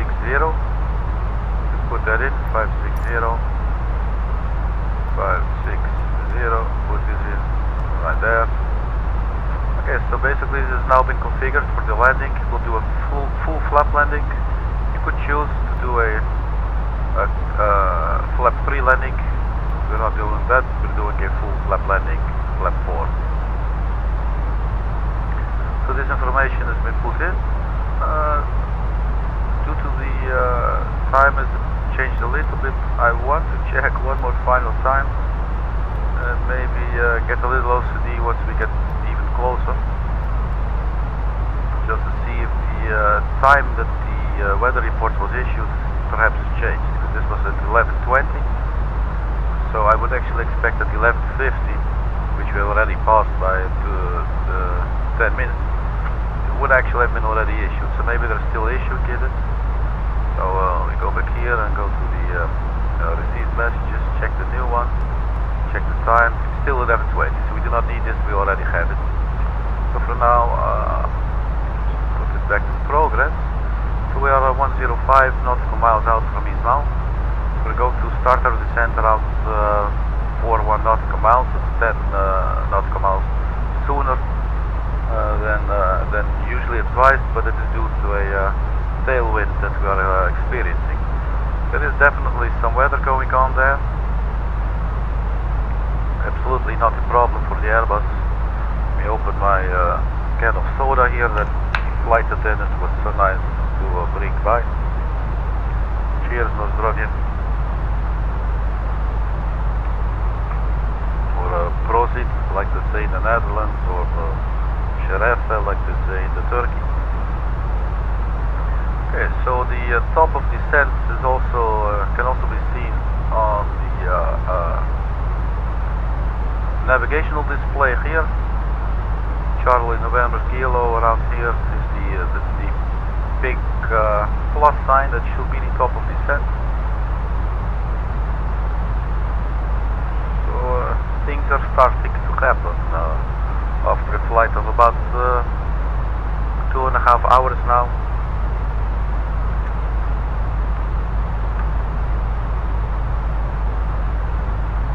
And obviously you want to always land good, you know, you want to have a good clear landing with a butter smooth touchdown onto the runway, obviously, and that, you know, it all pays off. One point of interest before we start the descent is that we are now flying manual speed. I put in the mark, there is no dot here, so it's flying manual speed. That means that I put in the speed that I requested from the Airbus, and it should, for the descent, I would like to put it on managed speed, and it will put the engines to idle. The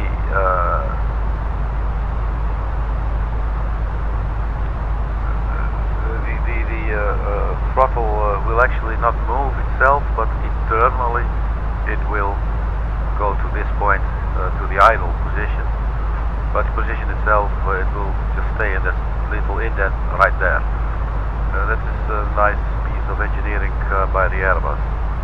So as I said as well earlier, I'm going to be a little OCD and see if we could squeeze one last little weather update out of it, so that we can assure ourselves of having the most accurate weather forecast that we can get for our arrival. So this is now being processed, so we wait until it gets in the received messages.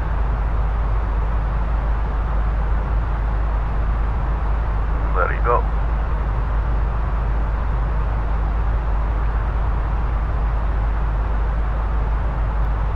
Click it, this is new. Now when was this issued?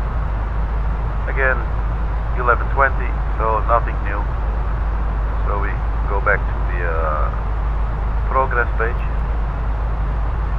We're 7.9 nautical miles out from Ismail. So what we could do maybe is put in the managed speed now. You can hear the engines spooling back a little bit. You see it here, the end one is dropping. Oh, now it's going up. Oh, that's wonderful. Okay, people, we're going to space.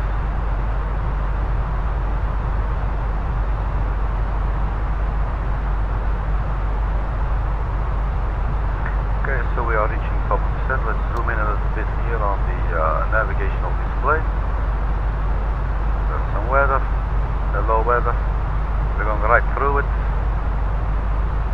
the anti-ice off. Actually, we did not need it, probably way up here.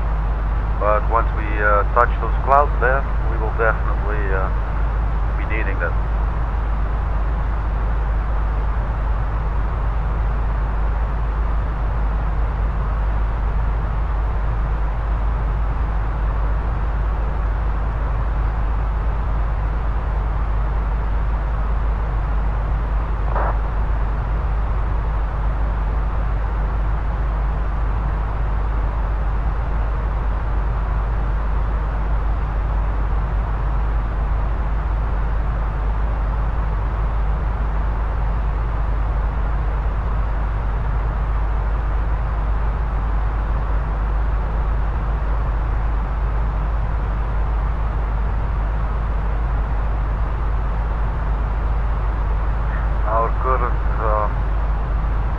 Fuel on board 3,200 kilograms, which is fine.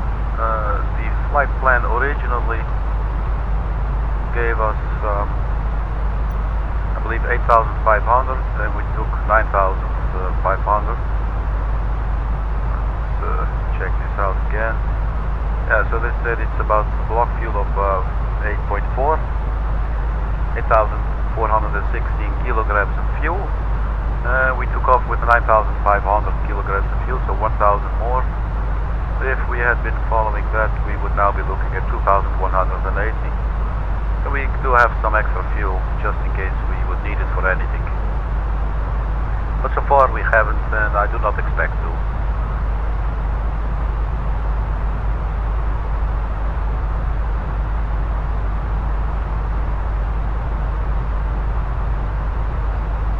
Check the distance to Ismail. It's 5.9. What I could do, put in flight level 270, but I will not activate it yet, but it is already sitting there, armed if you will. And you can see we still have the tailwind going on there.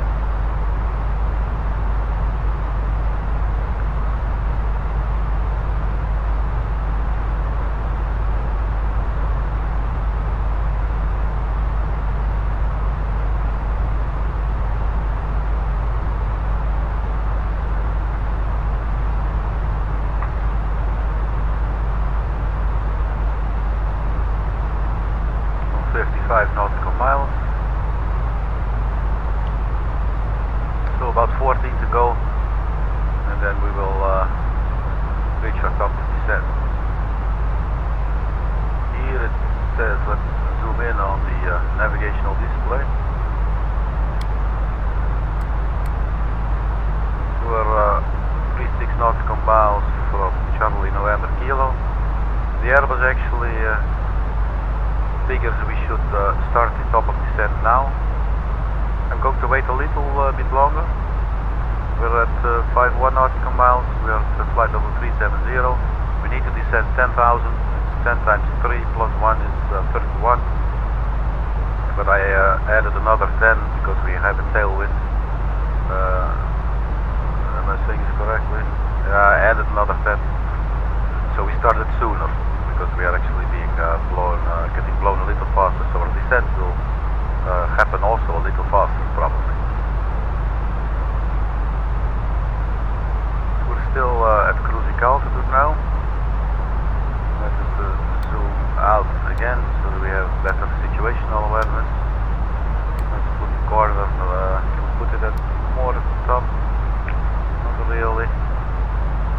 Okay, so we should be getting there now. Let's have a close look. So about 7 nautical miles to go until we start our descent. And the constraint was 270 actually at a maximum altitude. So we should not be above 270 at least now. And we should also be at 280 knots. So 4 or 5. I'm just not going to wait any longer. So that means I'm going to start descent as soon as I get my mouse cursor back from Microsoft. They're like a bank, they need your mouse cursor sometimes. Okay. 27000, can we actually also do this one? Yes. So as you can see now, it is now in descent. Thrust goes to idle. Here you can see quite dramatically the N1 is decreasing a lot. So is the exhaust gas temperature. And we're dropping at about a rate of 3,800 feet per minute.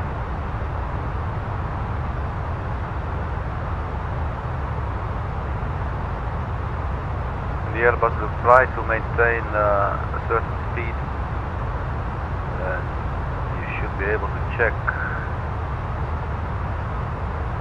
You should be able to check here in the performance page.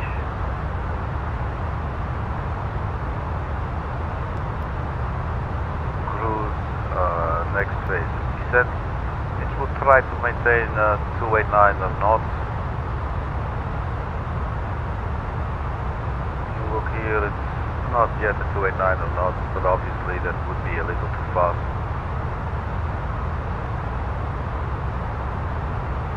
So we are on our way descending to our destination. Let's have a little look outside. I would love the peaceful whirring of the engines to idle.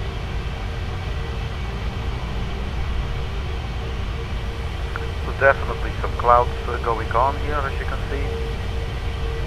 There are some open spaces where you can see the ground underneath us.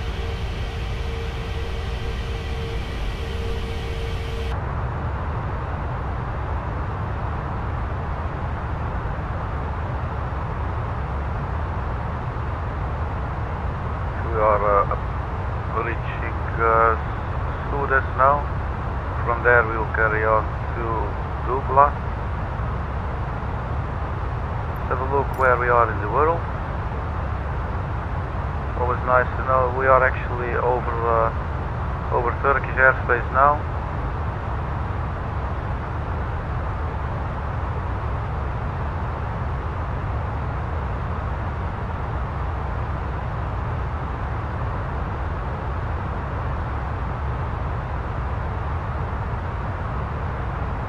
So all looking good. All looking good as now. Okay. To Ismail, these are the next one. So after Ismail, we fly Teldi, FJ621, and then the next constraint is a speed constraint of 250 knots. What is this little sound? Oh, I believe it's a general message from the VATSIM. Matthew is trying to become 53, am I reading this correctly? S3 at Bravo India Kilo Foxtrot approach, will be there until 1330 Zulu, but hi, para welcome. Let's make Matthew earn his rating. Oh, that's so cool, well, we might do that later. Could maybe do a VFR flight or something. Okay, so back to the order of the day. We are descending and look, we are actually quite early, 270, which is perfect. You can also see we are around 289 or knots from the managed speed mode that we saw earlier here. So that's good as well. At this stage, I would like to check one final time. I'm not sure if it's final. I might check a couple of times if the opportunity arises. We go check the weather, see if there's any updates on the weather. So obviously we would like to have the most accurate weather to put in the MCD, so the airplane knows best how to judge its approach, its final approach obviously. The message should probably have arrived, so let's look here. New, there you go, and when was this issued? Look at this, it's a little newer. At 11:50 it was issued. So we go ahead to print it. So we go to the print page. We are taking our left turn. the weather is printing, and it's done printing, and we click it, and it should zoom in like this. Go to the performance page, and we go to the approach page. 01011 knots, so that has changed. QNH 1018, the temperature is still the same. So 1018, there's definitely a difference in the altimeter. 1018, put that in. Temperature 14, and then 01011 knots. I guess you can do forward/11, and it will only change this bit and not the first one. Let's see if it does that. No, it says format error. Okay. So we do 010, 11 knots, and put that in, and it's happily sitting there for us. Okay, so that's the latest weather update. Go to the flight plan page, and maybe actually even the direct page, because we might be doing some direct waypoints later on. So the altitude is 270. We need it to be at or below, so we could maybe just say, you know what, let's go to flight level 260. Then we're definitely sure that we are not flying above 270. Let's zoom out a little bit more, see what else we can expect. So there's definitely some weather going on, probably going to be landing in some rain there.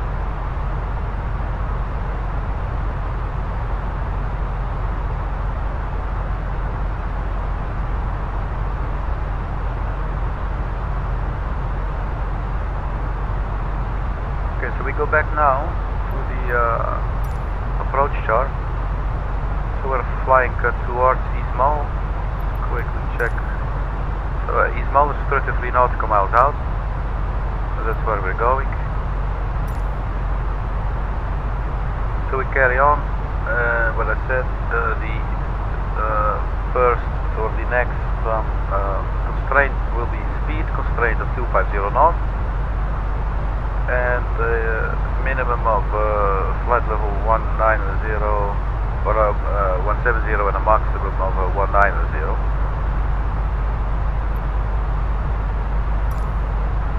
And we are from Izmal till 29 nautical miles, and at Izmal we should be at 280 knots.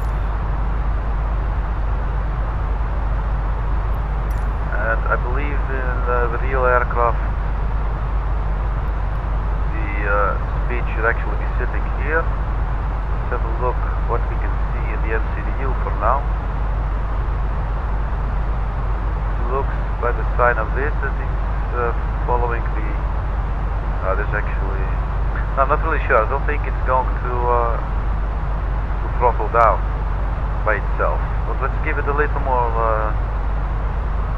let's give it some time, maybe it will actually change. If it does not, well then it's only like 10 knots to reduce.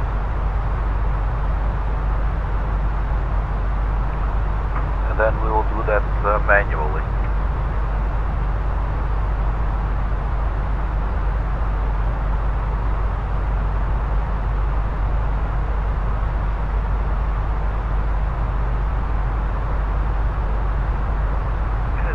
So far so good.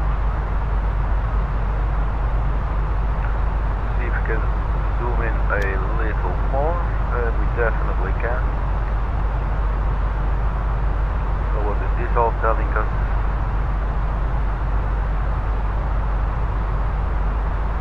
Izmal theory 621 and then 622, where is our next constraint.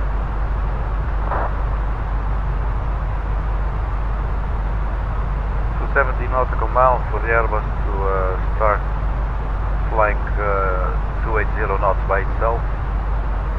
I don't think it's going to do it.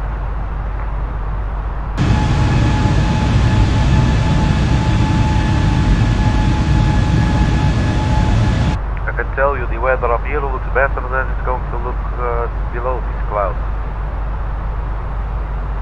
Here we have pretty nice sun shining, and it's all bright, so the sun is reflecting on all the white clouds. It just looks beautiful and pretty.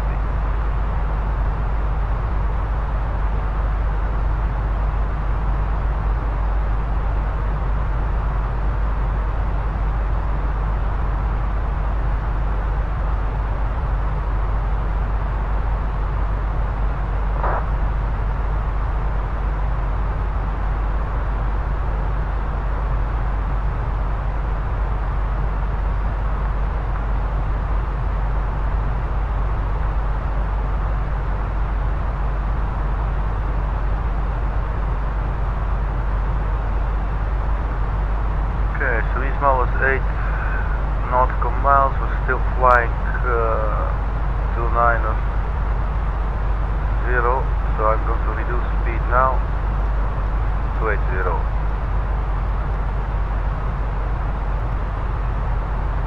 And we are reducing the speed. See the little arrow pointing down, the little white yellow arrow here, pointing down to the speed bug that we put in there on 280. So that's good. So once we reach Ismail, we are not flying too fast for the ATC. Okay, so we got this out of the way now, and then as soon as we arrive at Ismail, we should start thinking about the next 10,000 feet. So let's just figure that out. That should be about then again about 31 nautical miles from FJ622. We could just do it like this maybe. Progress page, Foxtrot, Juliet 622, and we will see the exact. Yes, we should actually start descending now. Where am I? So, flight level 170. There we go. And descend. So we're descending now, flight level 170.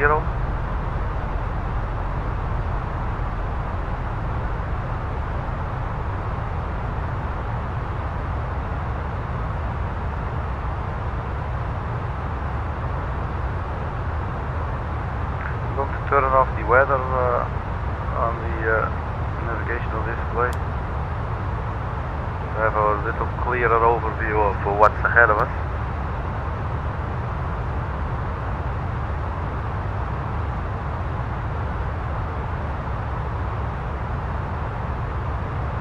So as I said, the next speed constraint is 250 at 622. After that we take a right turn 085 to 623. 624, where we should be at 11,000 feet.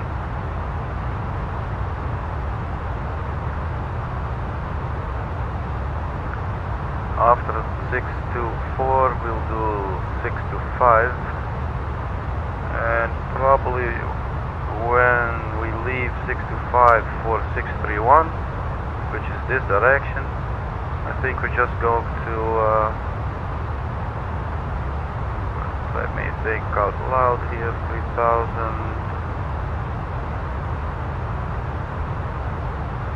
Maybe it's better we fly to Foxtrot Juliet 630, 230 knots, 9,000 feet, and then we fly to Amsterdam, the way direct to Amsterdam, and then we obviously will be needing to descend. We'll be descending over the sea here. There should be no problems with regards to altitude issues. We're on our way now to 622, and remember at 622 we needed to be at 250 knots. So let's slowly crank it down a little bit. Tends to do this like quite quickly actually, so that's good, but you know, it's always better to just do all these things a little bit in advance than all at the very last moment. You know, for obvious reasons. You want to have some control if something out of the ordinary all of a sudden were to happen. You know, you want to be able to anticipate and not worry about all other kinds of things that you might be needing to do.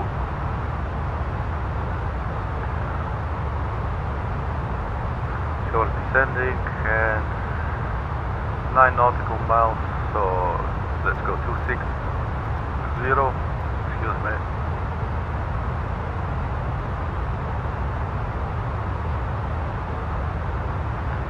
Hopefully when we arrive at 622 we are at precisely 250 knots. That would always look the best, obviously. Yeah, we're getting really close, so just dial in 250 now. So reduce our speed even more.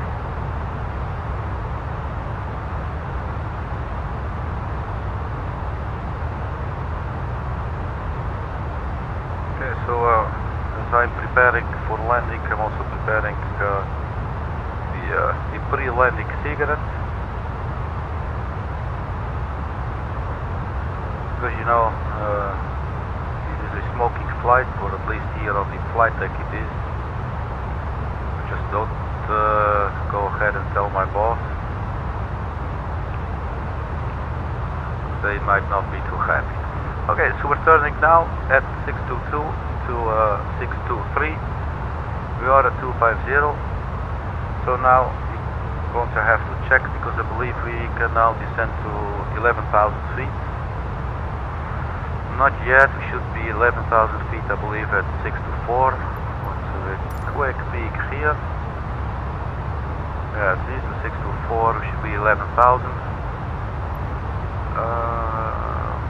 130. I start by 130 for now. Just keep monitoring it. 130. There was no speed constraint there yet. There will be at 630. We need to be at 230 knots. So we go to 623 and then 624.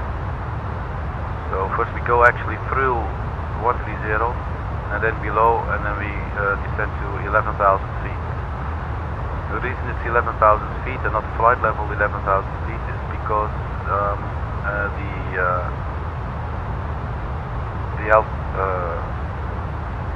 the transition altitude, sorry, I'm looking for the word, the transition altitude is 12,000. So 11,000 is below, so therefore it's no longer flight level, but you call it 12,000 feet or 11,000 feet.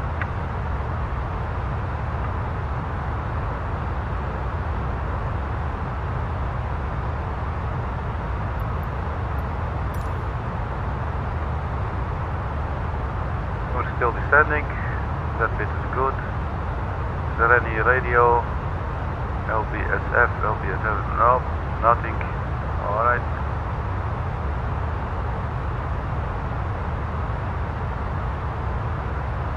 We are now on our way to 624. We are at 15,000. So we go 11,000 and keep on descending. And maybe just dial it back a little bit.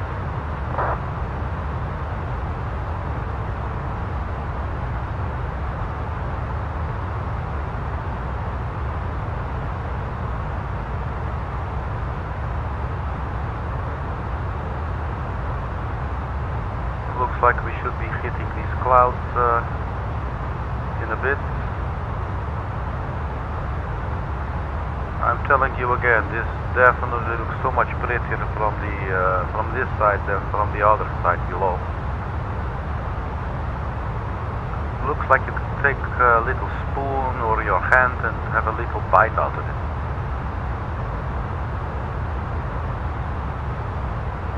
Okay, so what's the situation now?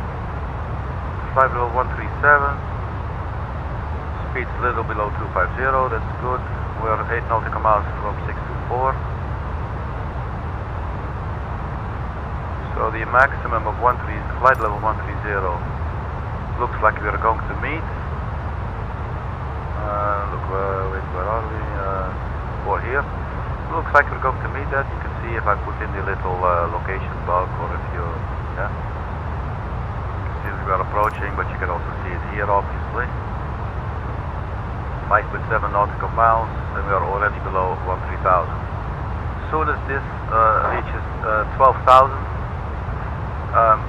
this STD here for standard, it's not sexually transmittable disease, but it stands for standard limited.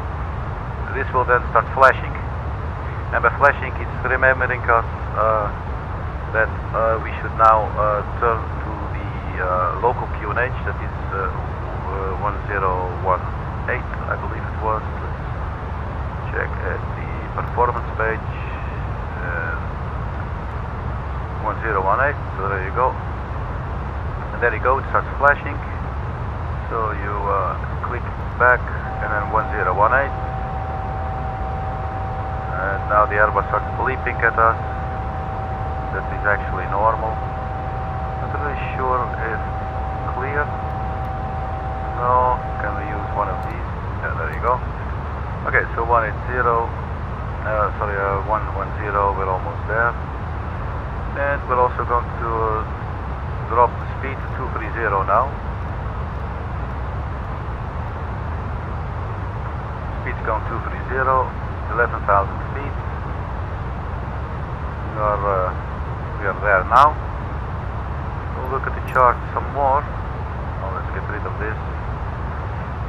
So we carry on to 625 and then to 630, where we should be at 9,000 feet. So once we have passed 624, we can descend to 9,000. We have, so we're going to descend to 9,000 immediately. There you go. 230, we are already at 230, so that part is good. We should get ready for flaps 1.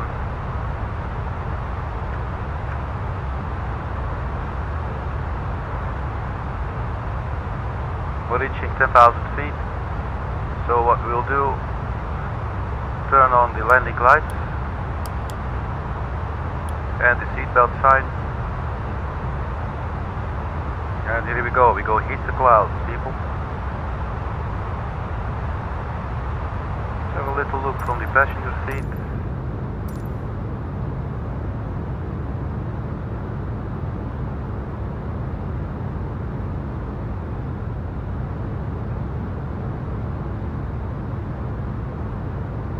There you go, still lovely weather of Istanbul today.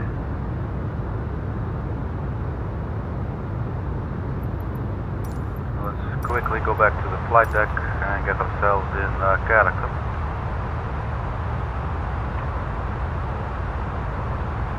So 630 is where we're going now, and we're fairly close, so I'm going to put in, we need to be precisely 9,000 when we reach FJ 630. So go to the direct page and we arm the ASDEV waypoint. We do not engage it yet.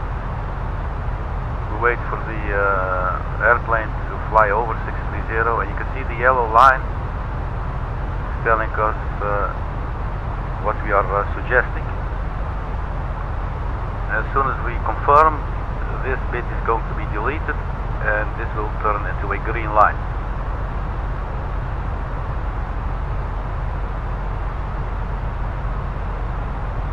We are at 9,000 feet on our way to 631, so we click direct to ASDEV, and you can see actually it deleted the line here. The aircraft is turning to the left. You can see the flight directory there. And it's flying to the left now. So we descend to 3,000 feet. And we're getting ready for the final approach. 3,000 feet put in. Do we have any other speed constraints perhaps? 210 ASDEV 190 knots. Just going to dial it in straight away. 190 knots.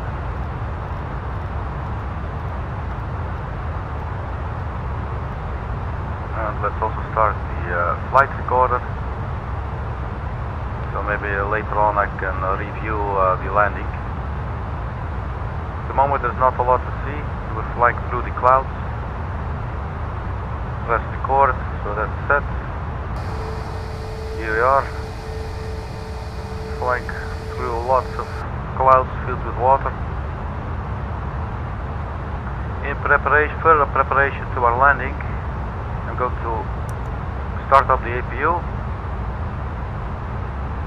You can see there's definitely some turbulence going on. So the APU is starting up now.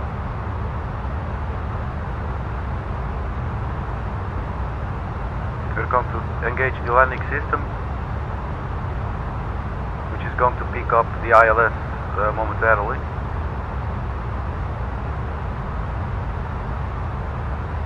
I am also going to arm the localizer. Oh, we cannot because the ILS is not picked up. That's no problem. Zoom in a little more. We're still descending. Speed 190. Descending 8,100. We're still in the clouds. Not the most beautiful day. Okay, APU is available, so we click the APU bleed as well. I'm also going to turn on the landing lights, the nose wheel steering lights and the takeoff lights. And we should definitely start putting out the flaps now. Flaps 1, and we can also go flap 2.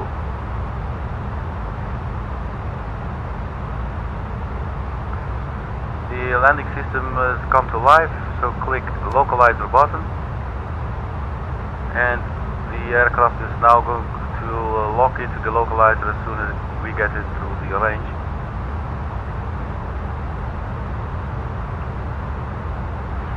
In order to align itself with the runway.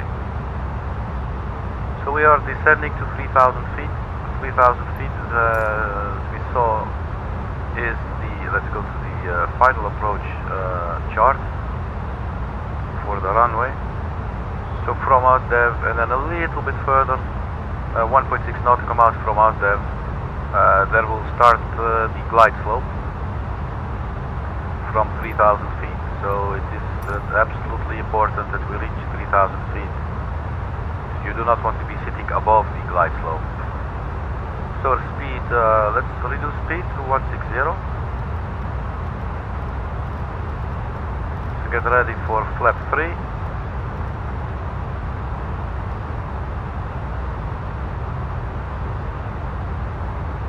Speed reducing, we can put on flap 3 now. There you go. Ground spoilers armed. Reset the rudder. There's definitely some rain going on here.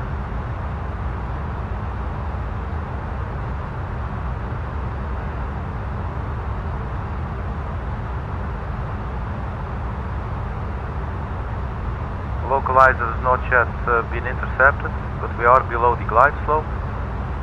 We go to the performance page, and as soon as we get captured by the localizer, we click on activate approach phase, and then we switch to managed speed.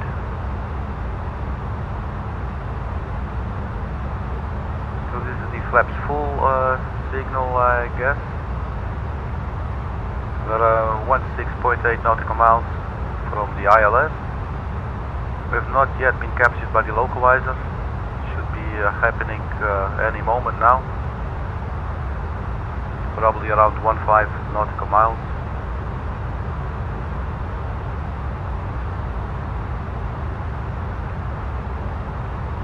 We're going to choose the auto brake low.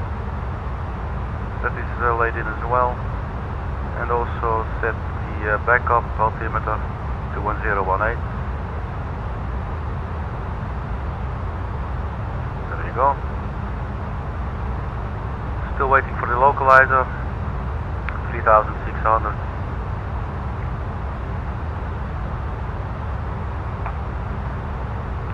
still 160, holding steady. There's nothing we can see outside the window. The decision altitude that we put in, 560, has to do with, let's see if we can see this.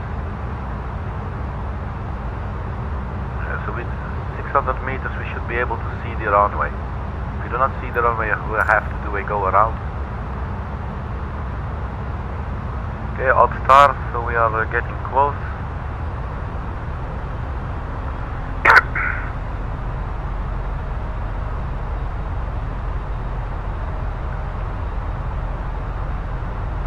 We are now captured by the localizer. So we click to approach phase. Confirm, yes, we confirm we want to approach phase now. And click on manage speed mode now. You can see now the aircraft lining up with the runway 06.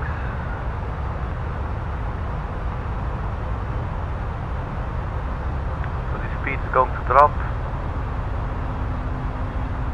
Do not want to lose my mouse cursor now.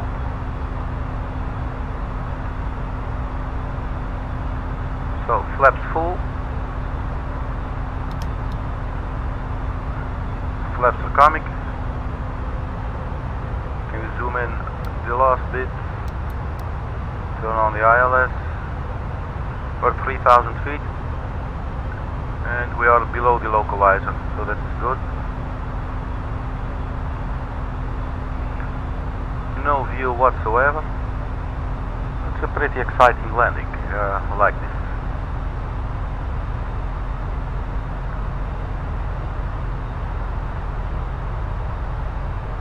So the glide slope is this magenta or pink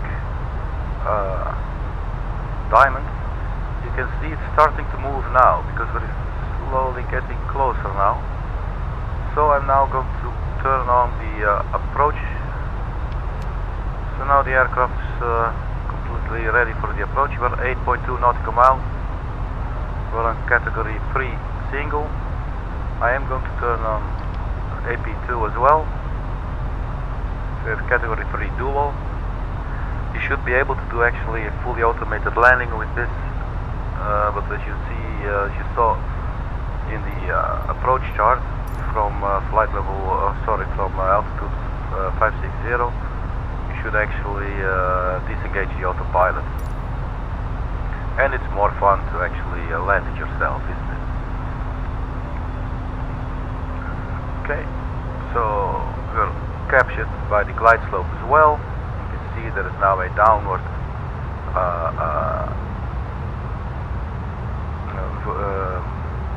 what's the word? Descent rate. So we are following the glide slope, so that's good. 6.1 nautical miles. 2,500. Drop the gear, please. And notify the flight crew once the gear is down that we are preparing for landing. So they've been preparing the cabin and now they're going to prepare themselves as well. And they should strap themselves in. So the gear is now down and locked, so we notify the flight crew. Flight attendants, please prepare for landing. 2,000 feet.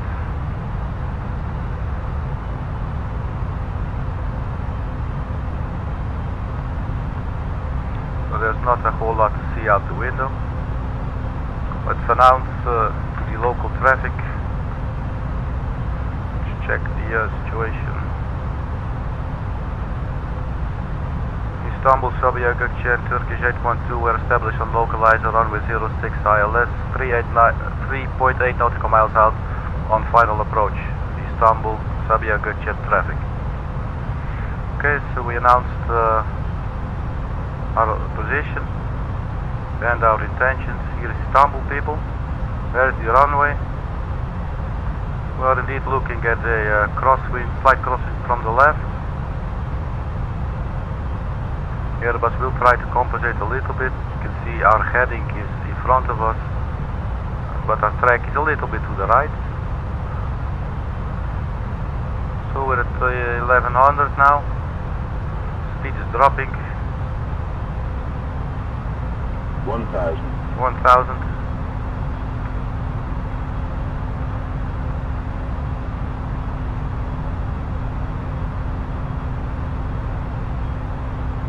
So we should get ready to disengage the autopilot at around 500.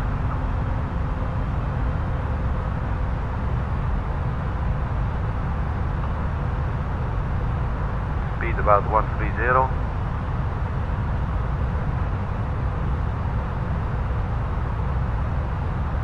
500. 500, disengage autopilot. 400. 400. 300. A little high. 200. 200.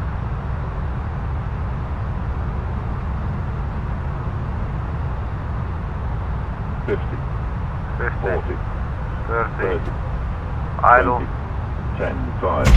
That is a rough landing. My apology. Reverses out. Find the center line. Speed brakes are braking.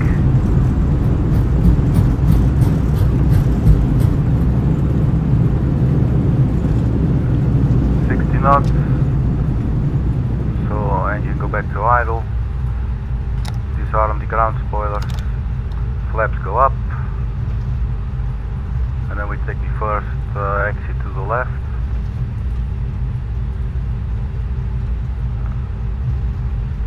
Welcome to Istanbul, Sabiha Gökçen Airport, everybody.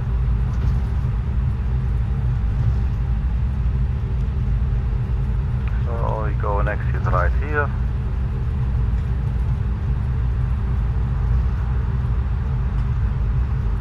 A little look outside. Okay, we can go through there.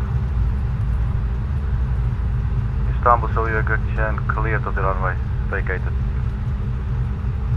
Okay, so we announced to the local traffic that we are vacated the runway.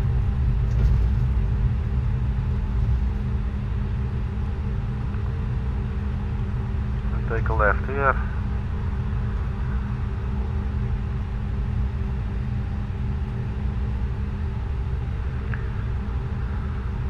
Turn off the landing lights.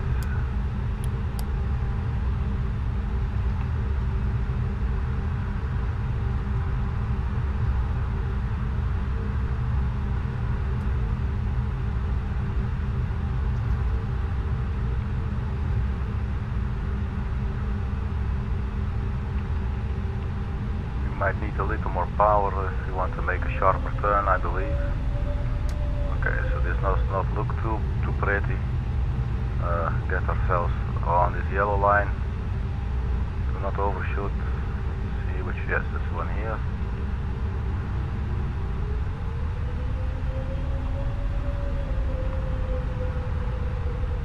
Yeah, a little more, please. There we go. Line up on the yellow line, nice and neat and in the middle. Just a little further. Look, the guy is telling us to keep on going. And let's stop it right there. Okay, so we'll stop. Parking brake is set. Welcome again to Istanbul Airport, everybody. Hope you enjoyed your flight. Let's call the jetway. It unfortunately does not appear to work on every airport. At least this one's trying. Also, it needs to make some interesting little corner, but it should be able to reach us. And there it is coming. Turning from this joint and then extend maybe a little bit once it reaches here. There you go, a little bit. You can watch this from the cockpit as well. Okay, so it was not too friendly for the gentleman or person standing there that we were actually forgetting to turn off the nozzle steering lights. So this poor person is now blind. Okay, stay fuse on. We do not no longer need the anti-icing system. The seatbelts can go off. No smoking. We will keep on. We'll turn off the engine number 2.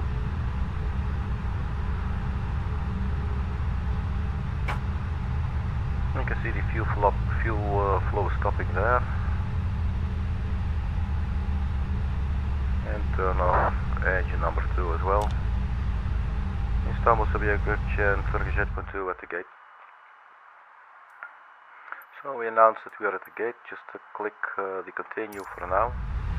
So it looks like we had a flight of about 3 hours and 7 minutes.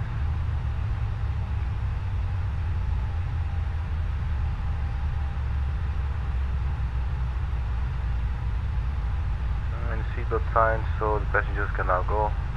So yes, I will. I think I actually will have to start up the engines again if I want to watch the replay. So I think I'm actually just going to do that. See if everything is set up for that. Nothing changed here. Well, that should actually be fine then. So just go ahead and start the engines. Just gonna do it a little abruptly like this. That looks like it's starting up. Okay, so if I'm able to make any nice video of the replay, then I will put it online as well. For now, thank you everybody for checking. And if you found this channel, then please realize you are very special. Because this is like the outskirts somewhere of the internet, so well done, bravo. Okay, so be kind to one another, everybody, and hopefully see you sometime soon. Thank you for checking it out. Bye bye.